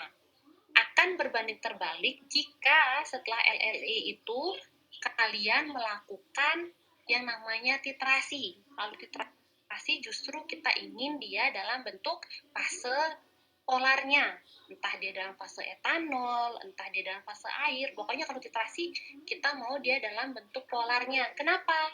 Karena rata-rata reagen itu akan larut dalam fase polar. Kalau untuk reagen-reagen organik, reagen organik, kalau untuk reagen titrasi, ya, bahkan untuk indikator sendiri, indikator titrasi ya, indikator warna, yang untuk menentukan titik akhir titrasi dan titik ekivalen titrasi itu, dia reagennya adalah larut air semuanya, gitu ya, atau polar, gitu. Jadi, kalau tujuan kalian misalnya untuk titrasi, maka sebisa mungkin kita taruh dia dalam bentuk terionnya atau dalam fase polarnya atau dalam fase airnya ketika LLE.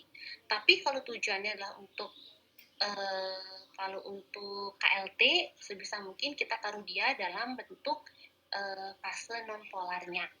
Ya, kenapa? Karena fase non polar akan lebih mudah ketika diaplikasikan pada plat KLT. Tapi kalau titrasi kita malah mengharapkan dia dalam bentuk bentuk terionnya atau larut dalam fase airnya. Kenapa? Karena ya reagen-reagen dan titran misalnya NOH, HCl, kemudian kalium permanganat, kemudian FeCl3 itu semuanya larut dalam air dan mereka adalah semuanya berupa titran atau reagen, gitu ya. Jadi kalau kita mau mentitrasi sesuatu dengan polar, berarti otomatis kita buat senyawa kita yang larutnya dalam polar atau kita buat dia menjadi bentuk terionisasi, kurang lebih kayak gitu. Gimana? Bisa dipahami atau masih ada yang bertanyakan? Silakan biar clear sekalian ya praktikumnya.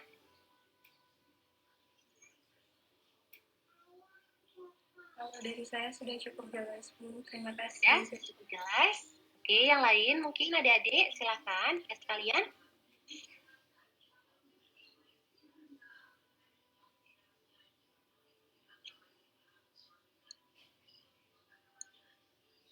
Dewi gimana? Udah hebat ya, Wi ya? Sudah paham sekarang? Kapan saya buat dia terion, kapan saya buat dia tidak terion? Bisa, Wi? Sudah cukup paham, Bu. Terima kasih banyak. Sudah ya. Berarti kalau untuk praktikum parastamolnya, karena kita akan melalui KLT, setelah itu kita buat dia dalam bentuk tidak terionnya ya. Benar nggak, Wi? Iya, Bu.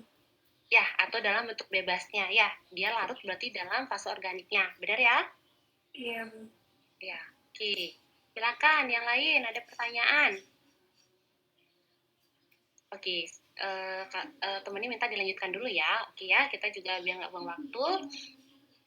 Oke, kita lanjut ya adik-adik ya. Nanti kalau ada apa-apa silakan ya ditanyakan lagi.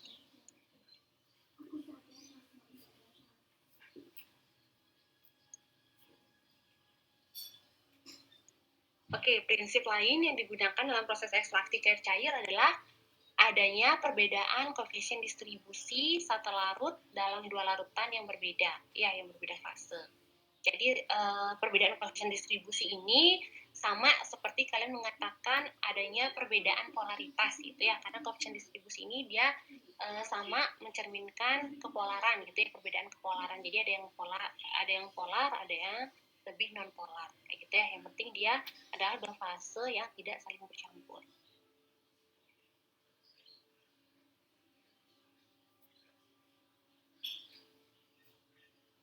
Oke, nah saya dapat jurnal ya, dapat dari jurnal pangan gitu ya. Jadi untuk liquid-liquid ekstraksi ini dia sering juga disebut dengan ekstraksi partisi gitu ya, karena kita akan partisi satu senyawa gitu dari satu pelarut ke pelarut yang lain gitu ya. Kemudian pemisahan ini seperti tadi ya, dia ada transfer massa, kemudian dia juga ada transfer solut. Jadi massa yang dimaksud itu adalah massanya si solut atau massa senyawa-senyawa yang terlarut gitu ya. Jadi tadi dari fase dari fase air kah menuju fase non polar kah atau kebalikannya dari fase non polar kah atau menuju ke fase airnya. Misalnya gitu ya.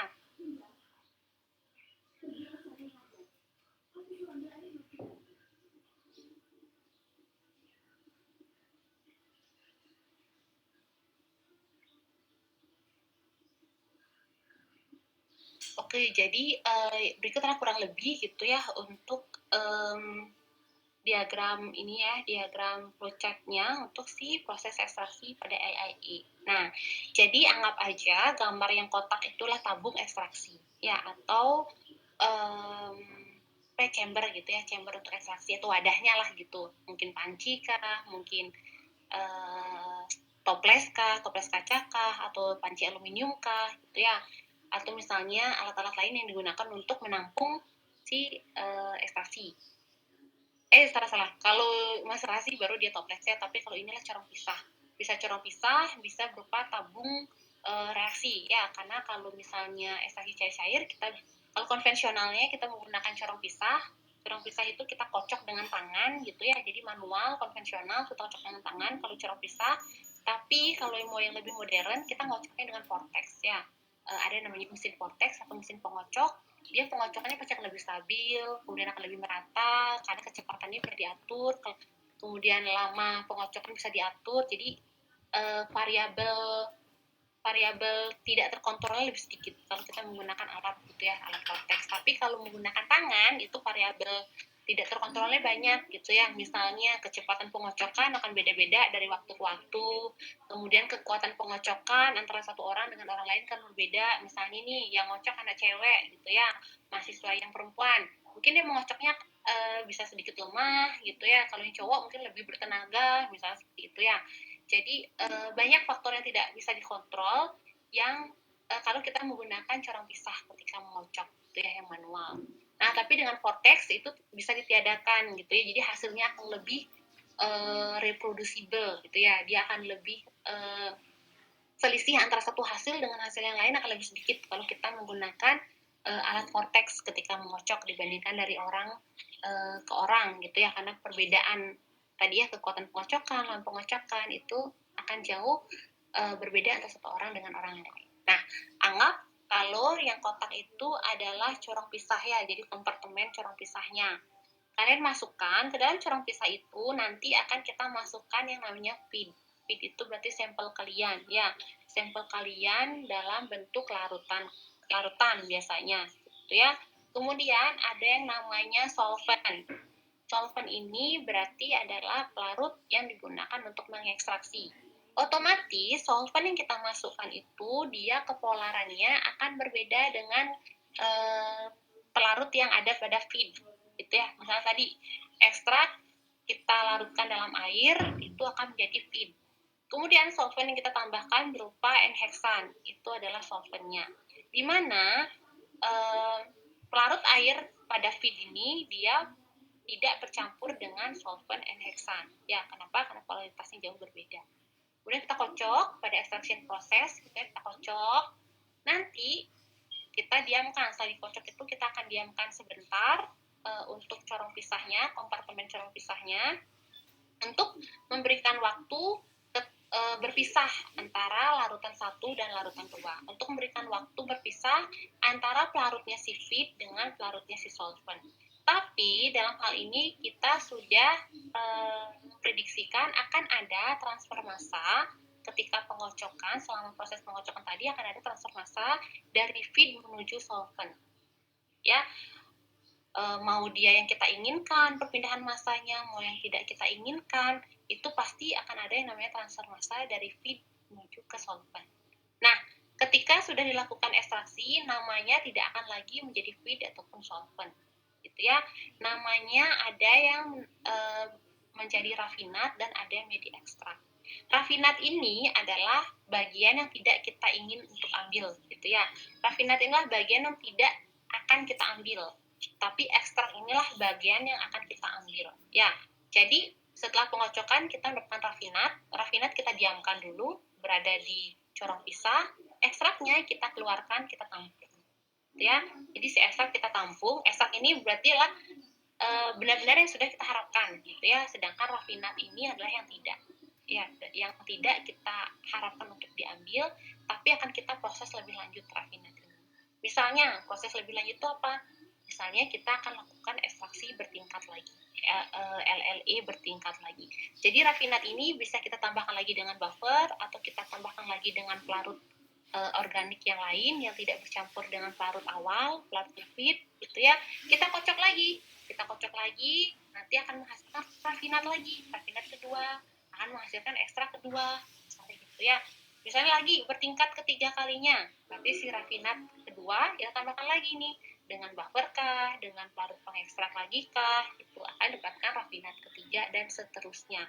Ya, jadi awalnya ada feed, kalian sudah tahu, solvent juga sudah, rafinat dan ekstrak. Ya, ekstrak ini biasanya sesuatu yang kita ambil dan kita tampung untuk kita pergunakan kemudian. Kemudian si rafinat ini adalah bagian yang kita anggap gitu ya, kita asumsikan masih mengandung kurang lebih sedikit ekstrak, sisa ekstrak yang kita inginkan gitu ya. Kenapa? Karena biasanya tidak bisa ya satu kali ambil itu bisa 100% terambil semua yang kita inginkan, tidak, sehingga kita membutuhkan berkali-kali pengambilan untuk bisa memperoleh pengambilan yang maksimum untuk ekstrak yang diinginkan ya. Makanya rafinat ini bisa ditreatment lagi, ditambahkan buffer lagi kah, ditambahkan parut lagi kah, dikocok lagi, kemudian dipisahkan lagi ekstraknya, ditambahkan dengan ekstrak yang pertama itu ya, kurang lebih seperti itu. Nah, kita lanjut ya. Nah, ini adalah contoh gambarnya ya. Jadi mungkin kalian sudah paham sebenarnya, tapi coba kita tambahkan sedikit ya untuk animasi gambarnya supaya bisa lebih membantu. Nah, jadi yang kalian lihat ya, itu di situ di gambar pertama ada warna kuning, ada warna merah, dan ada warna hijau ya. Jadi warna merah itu adalah senyawa yang ingin kalian ambil. Yang warna merah ya, yang titik-titik merah itu adalah senyawa yang akan kalian ambil, atau saya bilang senyawa target gitu ya. Yang merah-merah itu senyawa target kalian. Kemudian yang merah dan hijau, yang hijau itu adalah pelarut pembawa merah gitu ya. Jadi si merah dia terlarut dalam warna hijau.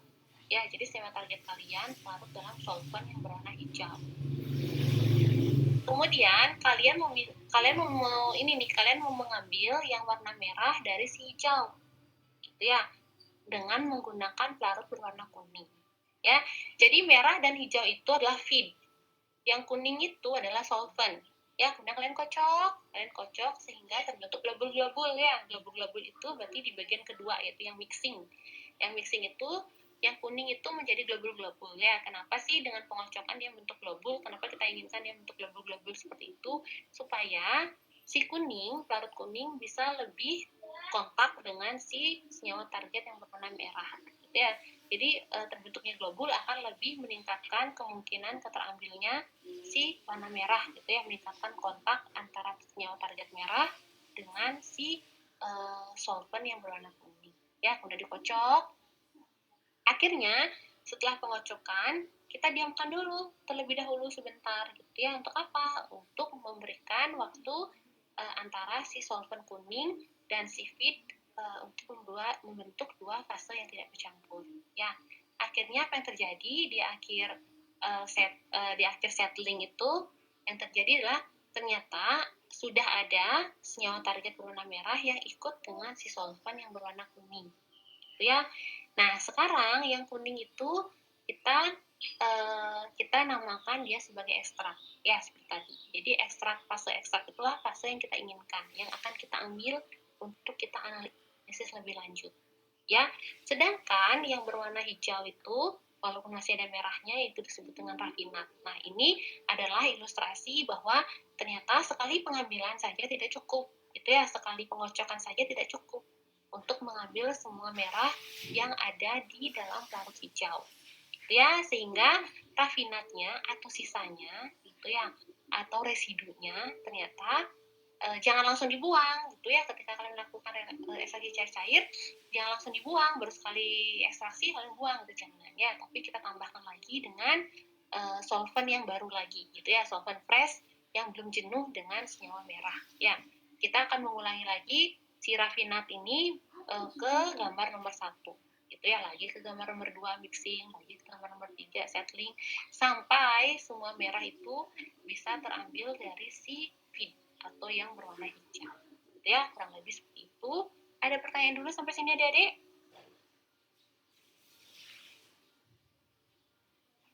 Tidak ya? Ibu, saya izin bertanya, Ibu. Ya, silakan. Dengan siapa? Tresia ya? Iya, Tresia. Silakan, Tres. Yang untuk yang feed itu, apakah dia hanya dengan pelarut air aja atau bagaimana, Bu? Yang dibilang sebagai feed itu apakah pelarut air aja disebutnya? Oke, terima kasih Tresia. Mau ditulis sebentar, Tres?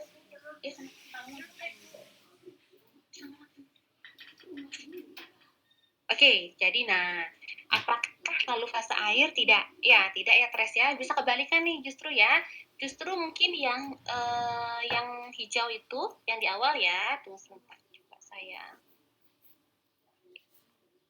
pakai pointer ya.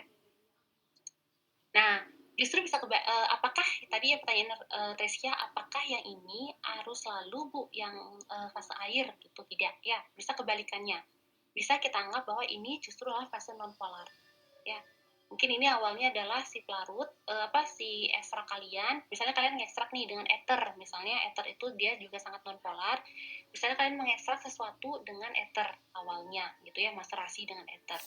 Tapi sekarang kalian mau mengambil yang senyawa yang terambil di ether ini untuk kalian bawa ke fase lain, gitu ya, ke fase polarnya justru.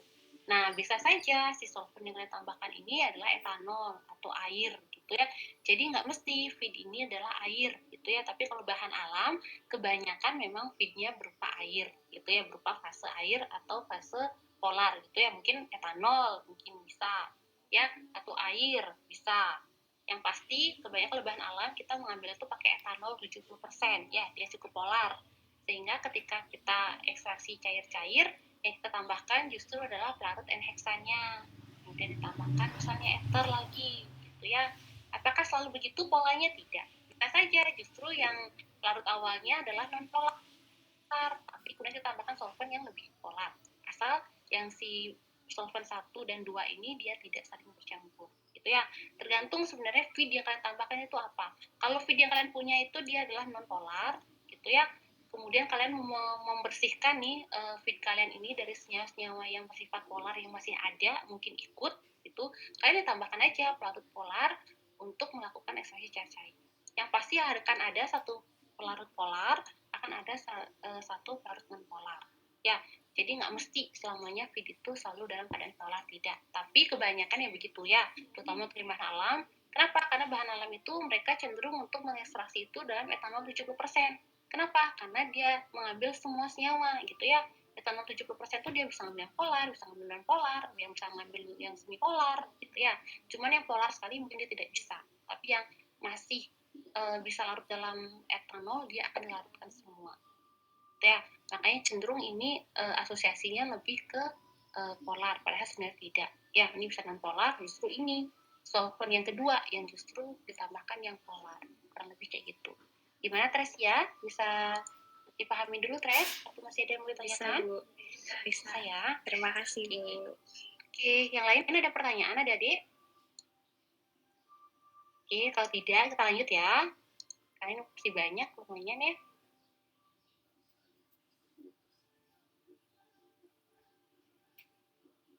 Oke, yang ini saya rasa sudah cukup terjelaskan tadi ya di sebelum-sebelumnya. Jadi di sini cuma mau dijelaskan ya bahwa normalnya gitu ya, bahwa akan ada dua fase gitu ya, dimana salah satunya adalah organik, yang lagi satu lah aqua. Nah, mungkin nggak Bu fasenya nggak 2, mungkin nggak 3, mungkin. Ya, itu juga kadang-kadang sering terjadi ya, ada 3 fase justru ya.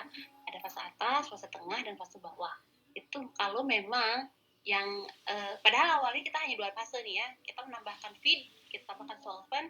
Kenapa? Tiba-tiba setelah dikocok, dia ada 3 layer justru ya, ada lapisan atas, lapisan tengah, dan lapisan bawah. Ya, ternyata akan ada pelarut antara gitu ya, pelarut antara ketika si pelarut 1 dan pelarut 2 ditambahkan. Mungkin pelarut feednya ini dia mengandung asam atau dia mengandung basa gitu ya, sehingga mungkin di maserasinya itu ada treatment sebelumnya, mungkin dia sempat diasamkan, mungkin dia sempat dibasahkan, dan itu masih terbawa sifat asam atau basanya gitu ya. Ternyata setelah ditambahkan pelarut organik, sisa asam dan basanya justru membentuk lapisan ketiga gitu ya. Kemudian gimana Bu menentukannya, yang mana diambil gitu. Nah, itu agak susah ya, kita biasanya menggunakan perbandingan BJ sih ya.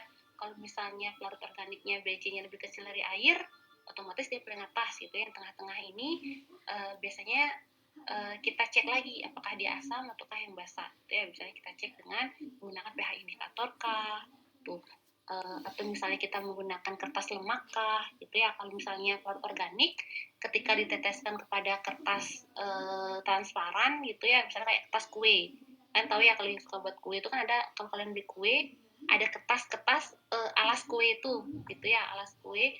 Kemudian kalau ditambahkan pelarut organik dia akan basah terus-terusan gitu ya, basahnya basahnya itulah basah licin itu. Kalau kertas kue itu menandakan itu pelarut organik gitu ya. Tapi kalau asam basah kita bisa mengeceknya dengan pH indikator ya. Jadi ada namanya strip pH, kita celupkan strip pH-nya ke lapisan kedua itu, kita tahu apakah dia lapisan asam atau basah itu ya. Jadi kita tahu mana yang harus diambil, mana yang harus dibuang.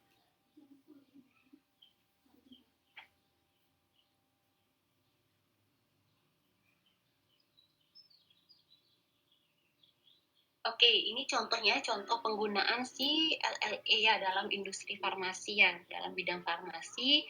Misalnya pada pembuatan obat penisilin ya, jenisnya penisilin G, ini antibiotik ya. Jadi biasanya kalau untuk antibiotik, nah antibiotik itu kan produk dari bakteri gitu ya, atau dari jamur kah, atau dia dari kamir kah, gitu. Pokoknya dia dari mikroorganisme aja ya kalau antibiotik itu. Nah, ternyata penisilin ini cara membuatnya difermentasi ragi gitu ya, anggap aja kayak kalian buat tape gitu ya, kemudian nanti akan muncul cairan. Nah, cairan dari si hasil fermentasi pembuatan penisilin ini itu akan dimurnikan. Caranya apa? Caranya dengan ternyata diekstraksi cair-cair terlebih dahulu. Katanya dia difiltrasi dulu, disaring dulu untuk memisahkan bagian padat dan cairannya, kemudian cairannya baru akan diekstraksi cair-cair gitu ya, dengan menggunakan pH yang rendah katanya, atau pH asam, kemudian ditambahkan dengan pelarut amil asetat atau metil isobutyl keton. Nah, jadi asumsi saya, fermentasi itu kan biasanya pasti dalam bentuk air gitu ya, larutan aqueous gitu kalau fermentasi. Sama kalau kalian buat tape, air tapenya kan pasti air ya, bukan alkohol gitu ya. Walaupun dia mengandung alkohol, tapi kan alkoholnya tidak tinggi. Dan tidak semua fermentasi akan menghasilkan alkohol ya, kecuali fermentasinya mengandung gula dan dia gulanya itu masih banyak gitu ya. Baru dia gulanya sudah hampir habis, baru dia akan menghasilkan alkohol gitu ya. Semakin habis gula dalam suatu fermentor, maka alkoholnya juga akan semakin banyak gitu ya. Nah, tapi kalau dalam pembuatan penisilin G ini dia aqueous gitu ya, atau larutan berair. Kemudian dia akan di ekstraksi cair-cair dengan ditambahkan solvent berupa amil asetat ya, atau metil isobutyl keton, di mana mereka cenderung bersifat non-polar ya, sehingga tidak bercampur dengan feed dari hasil fermentasi produk penisilin G. Nah, ini adalah contoh corong pisah ya. Kalau kalian belum tahu corong pisah, yang mana sih tadi Bu corong pisah? Inilah contoh corong pisah, gambar corong pisah seperti yang ada di lab ya. Dan ini adalah LLE dengan manual gitu ya, secara manual, jadi dengan tangan. Jadi corong pisah ini akan kita pegang, kita kocok dengan tangan gitu ya. Dikocoknya nanti ada caranya, nanti kita lihat di praktik. Tidak sekarang. Nah, ketika menggunakan corong pisah ini, yang perlu diperhatikan adalah jangan sampai cairan yang berada di corong pisah ini jatuh gitu ya, tumpah gitu ya. Kemudian yang harus kalian ingat yang kedua, ketika kalian mengekstraksi, kalian mengocok sesuatu, mencampur sesuatu dengan pelarut organik, maka pelarut organik itu akan menghasilkan uap yang tekanan sangat besar gitu ya. Jadi ketika kalian menggunakan corong pisah, tutup corong pisahnya harus dipegang dengan kuat ya, dengan rapat. Kenapa? Karena kalau kalian tidak pegang, kalian hanya mengocok aja terus gitu ya. Semakin lama, semakin dikocok, itu tekanan uap di dalam corong pisah akan semakin besar. Itu akibatnya apa? Akibatnya tutup corong pisah akan terdorong keluar, mental gitu ya, dan dia akan pecah kalau jatuh, kalau kalian tidak ada pegang. Itu makanya teknik yang harus kalian ingat untuk ekstraksi cair adalah ketika kalian memegang corong pisah untuk dikocok, peganglah juga tutupnya supaya dia tidak jatuh gitu ya, atau diikatkan, diisi tali, diikatkan, sehingga nanti kalaupun dia meletup itu tidak akan terlempar. Kedua, untuk ketika kita melakukan ekstraksi cair dengan corong pisah, sesekali harus dibuka gitu ya tutupnya, untuk mengeluarkan uap yang terbentuk di dalam tabung gitu ya. Misalnya udah saya pegang kok Bu dengan kuat tutupnya, jadi nggak akan mental gitu ya. Tapi kalau misalnya tekanan uap di dalam semakin besar, tidak ada penyalurannya, nanti tabungnya akan pecah gitu ya, akan meledak. Itu juga berbahaya bagi kalian gitu ya. Jadinya dipegang tutupnya, tapi dibuka sesekali untuk mengeluarkan uap yang terbentuk gitu ya. Misalnya pun kalau kalian sudah pegang keras gitu, belum tentu itu aman gitu ya. Udah Bu, udah saya pegang dengan kuat, tidak akan lepas misalnya gitu. Tapi lama-lama uap di dalam itu akan menekan ke segala arah, itu justru tabungnya akan pecah kalau tidak kalian buka gitu ya. Jadi dibuka sesekali supaya menghindari terjadinya letupan atau ledakan di dalam tabung corong pisah ya. Jadi itu yang paling sering diwanti-wanti ketika kalian bekerja dengan corong pisah gitu ya. Nah, corong pisah ini ketika kita mengocok, kita posisikan dalam bentuk horizontal. Jadi tutupnya di sebelah kiri misalnya, kemudian pantatnya di sebelah kanan. Ya, jadi yang si keran itu sebelah kanan. Ya, jadi kita ngocoknya nggak dalam bentuk ke atas ya, nggak seperti bartender ya kan, ngocoknya atas bawah itu enggak. Tapi kita mengocok itu keluar ke dalam, gitu ya. Jadi tutupnya sebelah dibaringkan gitu ya, ditidurkan di tangan, kemudian dikocok perlahan-lahan sampai misalnya berapa menit gitu ya, 10 menit, 15 menit, tergantung dari waktu yang kita tentukan. Nah, kemudian setelah selesai dikocok, kita posisikan kembali, dia tegak seperti ini, gitu ya. Kenapa sih, Bu, diposisikan kembali tegak? Supaya dia memisah, gitu ya. Jadi awalnya ada cairan berwarna biru, berisi solut berwarna hitam. Ya, kemudian kita tambahkan solvent berwarna abu. Kemudian kita kocok. Setelah kita kocok, maka dia, setelah kita kocok, kita posisikan lagi, dia dalam bentuk tegak seperti ini ya, untuk membiarkan terbentuknya pisah, fase antara yang di atas yang abu dengan fase di bawah yang warna biru. Ya, nanti untuk mengambil fase berwarna biru misalnya atau mau mengambil fase yang warna abu, kita buka kerannya. Itu ya kalau dari gambar, kalau kita buka kerannya yang turun akan biru ya, yang turun biru. Justru yang tersisa adalah yang abu. Padahal abu inilah ekstraknya, ya biru ini adalah rafinatnya. Nah, terus gimana Bu kalau kayak gitu? Kan kata Ibu tadi rafinat yang tinggal ekstrak yang diambil. Nah, kadang-kadang ya kita harus harus dibolak-balik gitu ya. Misalnya nih, yang biru lah rafinat. Sebenarnya biru ini mau kita ambil lagi, mau kita kocok ulang lagi, kita tambahkan parut lagi. Jadi kita keluarin dulu yang biru, kita keluarkan yang biru, kita tampung sampai akhirnya tersisa yang abu. Yang abu ini kita tampung di tempat ekstrak. Nanti yang biru yang sudah ditampung sebelumnya, yang sudah ditampung duluan, yang keluar duluan, kita masukkan lagi ke corong pisah ya. Kadang-kadang kita harus kerjanya itu lebih kerja itu sedikit lebih repot gitu ya, karena nggak selamanya rafinat itu akan berada di atas, karena tergantung BJ gitu ya. Kalau BJ-nya lebih besar, rafinatnya otomatis dia akan di bawah, solventnya akan di atas gitu ya. Jadi rafinat yang biru ini sebenarnya kita nggak ekstraksi lagi, ya udah terpaksa kita turunkan dulu, kita keluarkan sisa si ekstrak yang berwarna abu. Yang abu kita keluarkan dan tampung, si rafinat kita masukkan kembali ke corong pisah, kita ekstraksi ulang lagi dengan pelarut ataupun buffer seperti yang sebelumnya.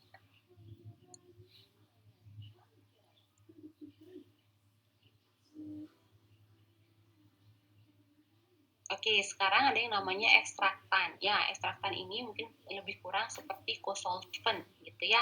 Jadi ekstraktan ini ditambahkan untuk meningkatkan efisiensitas gitu ya, keefisienan dari suatu proses LLE gitu ya. Jadi tambahkan ekstraktan ke dalam fase pelarut gitu ya, ke dalam pelarut.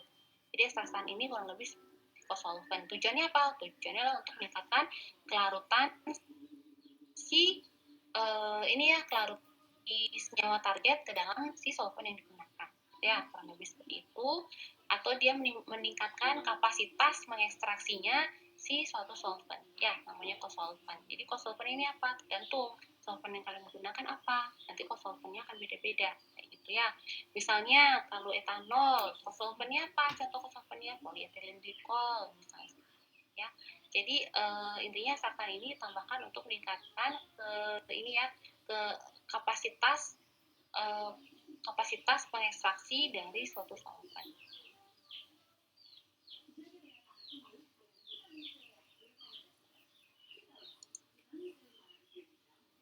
Nah, berikut ada yang namanya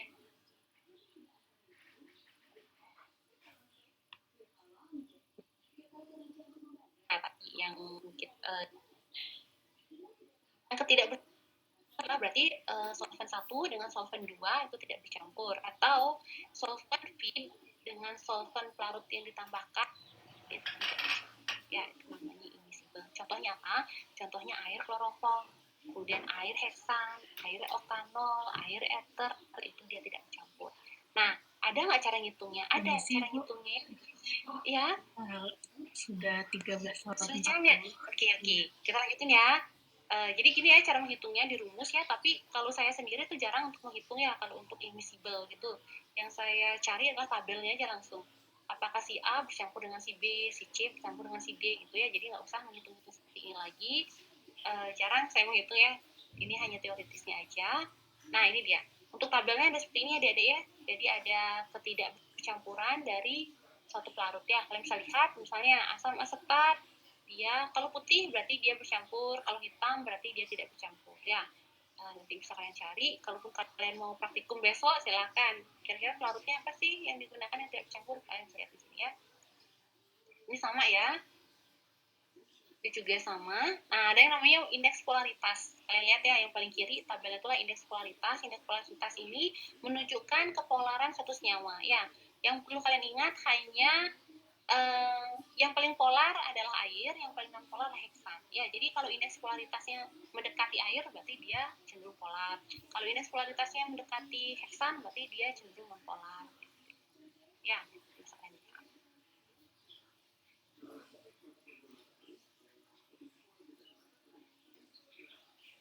Kita lihat ya, ada pilihan untuk solvennya. Apa sih yang harus diperhatikan ketika kita ambil solven?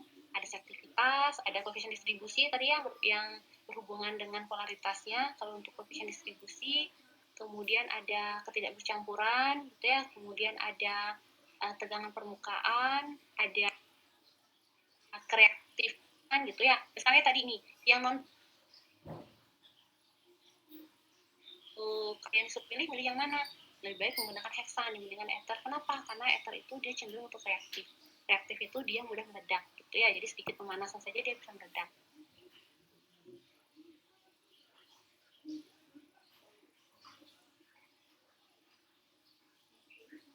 Contohnya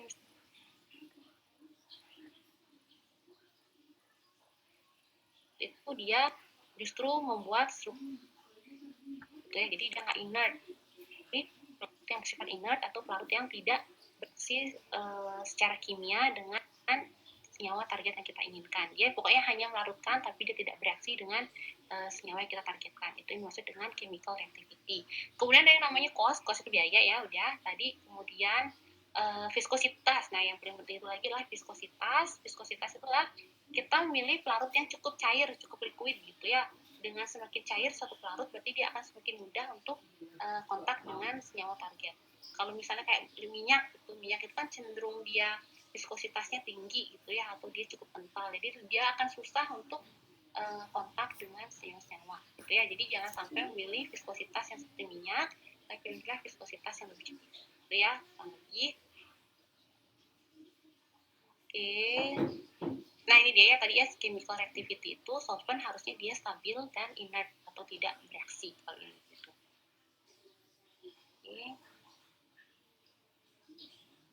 Ini tadi hampir sama ya dengan yang sebelumnya yang kayak feed, kemudian ada rafinat gitu ya. Nah, yang Henderson Hasselbalch besok aja ya waktu praktikum sekalian ya, kalian pasti udah nyari sendiri yang sebelumnya. Inilah rumus umumnya. Nanti kalian cari ya kalau senyawa basa gimana, senyawa asam gimana. Ini rumus umumnya. Sudah habis ya. Ada pertanyaan dulu Adik-adik? Kita sedikit sudah kejaran.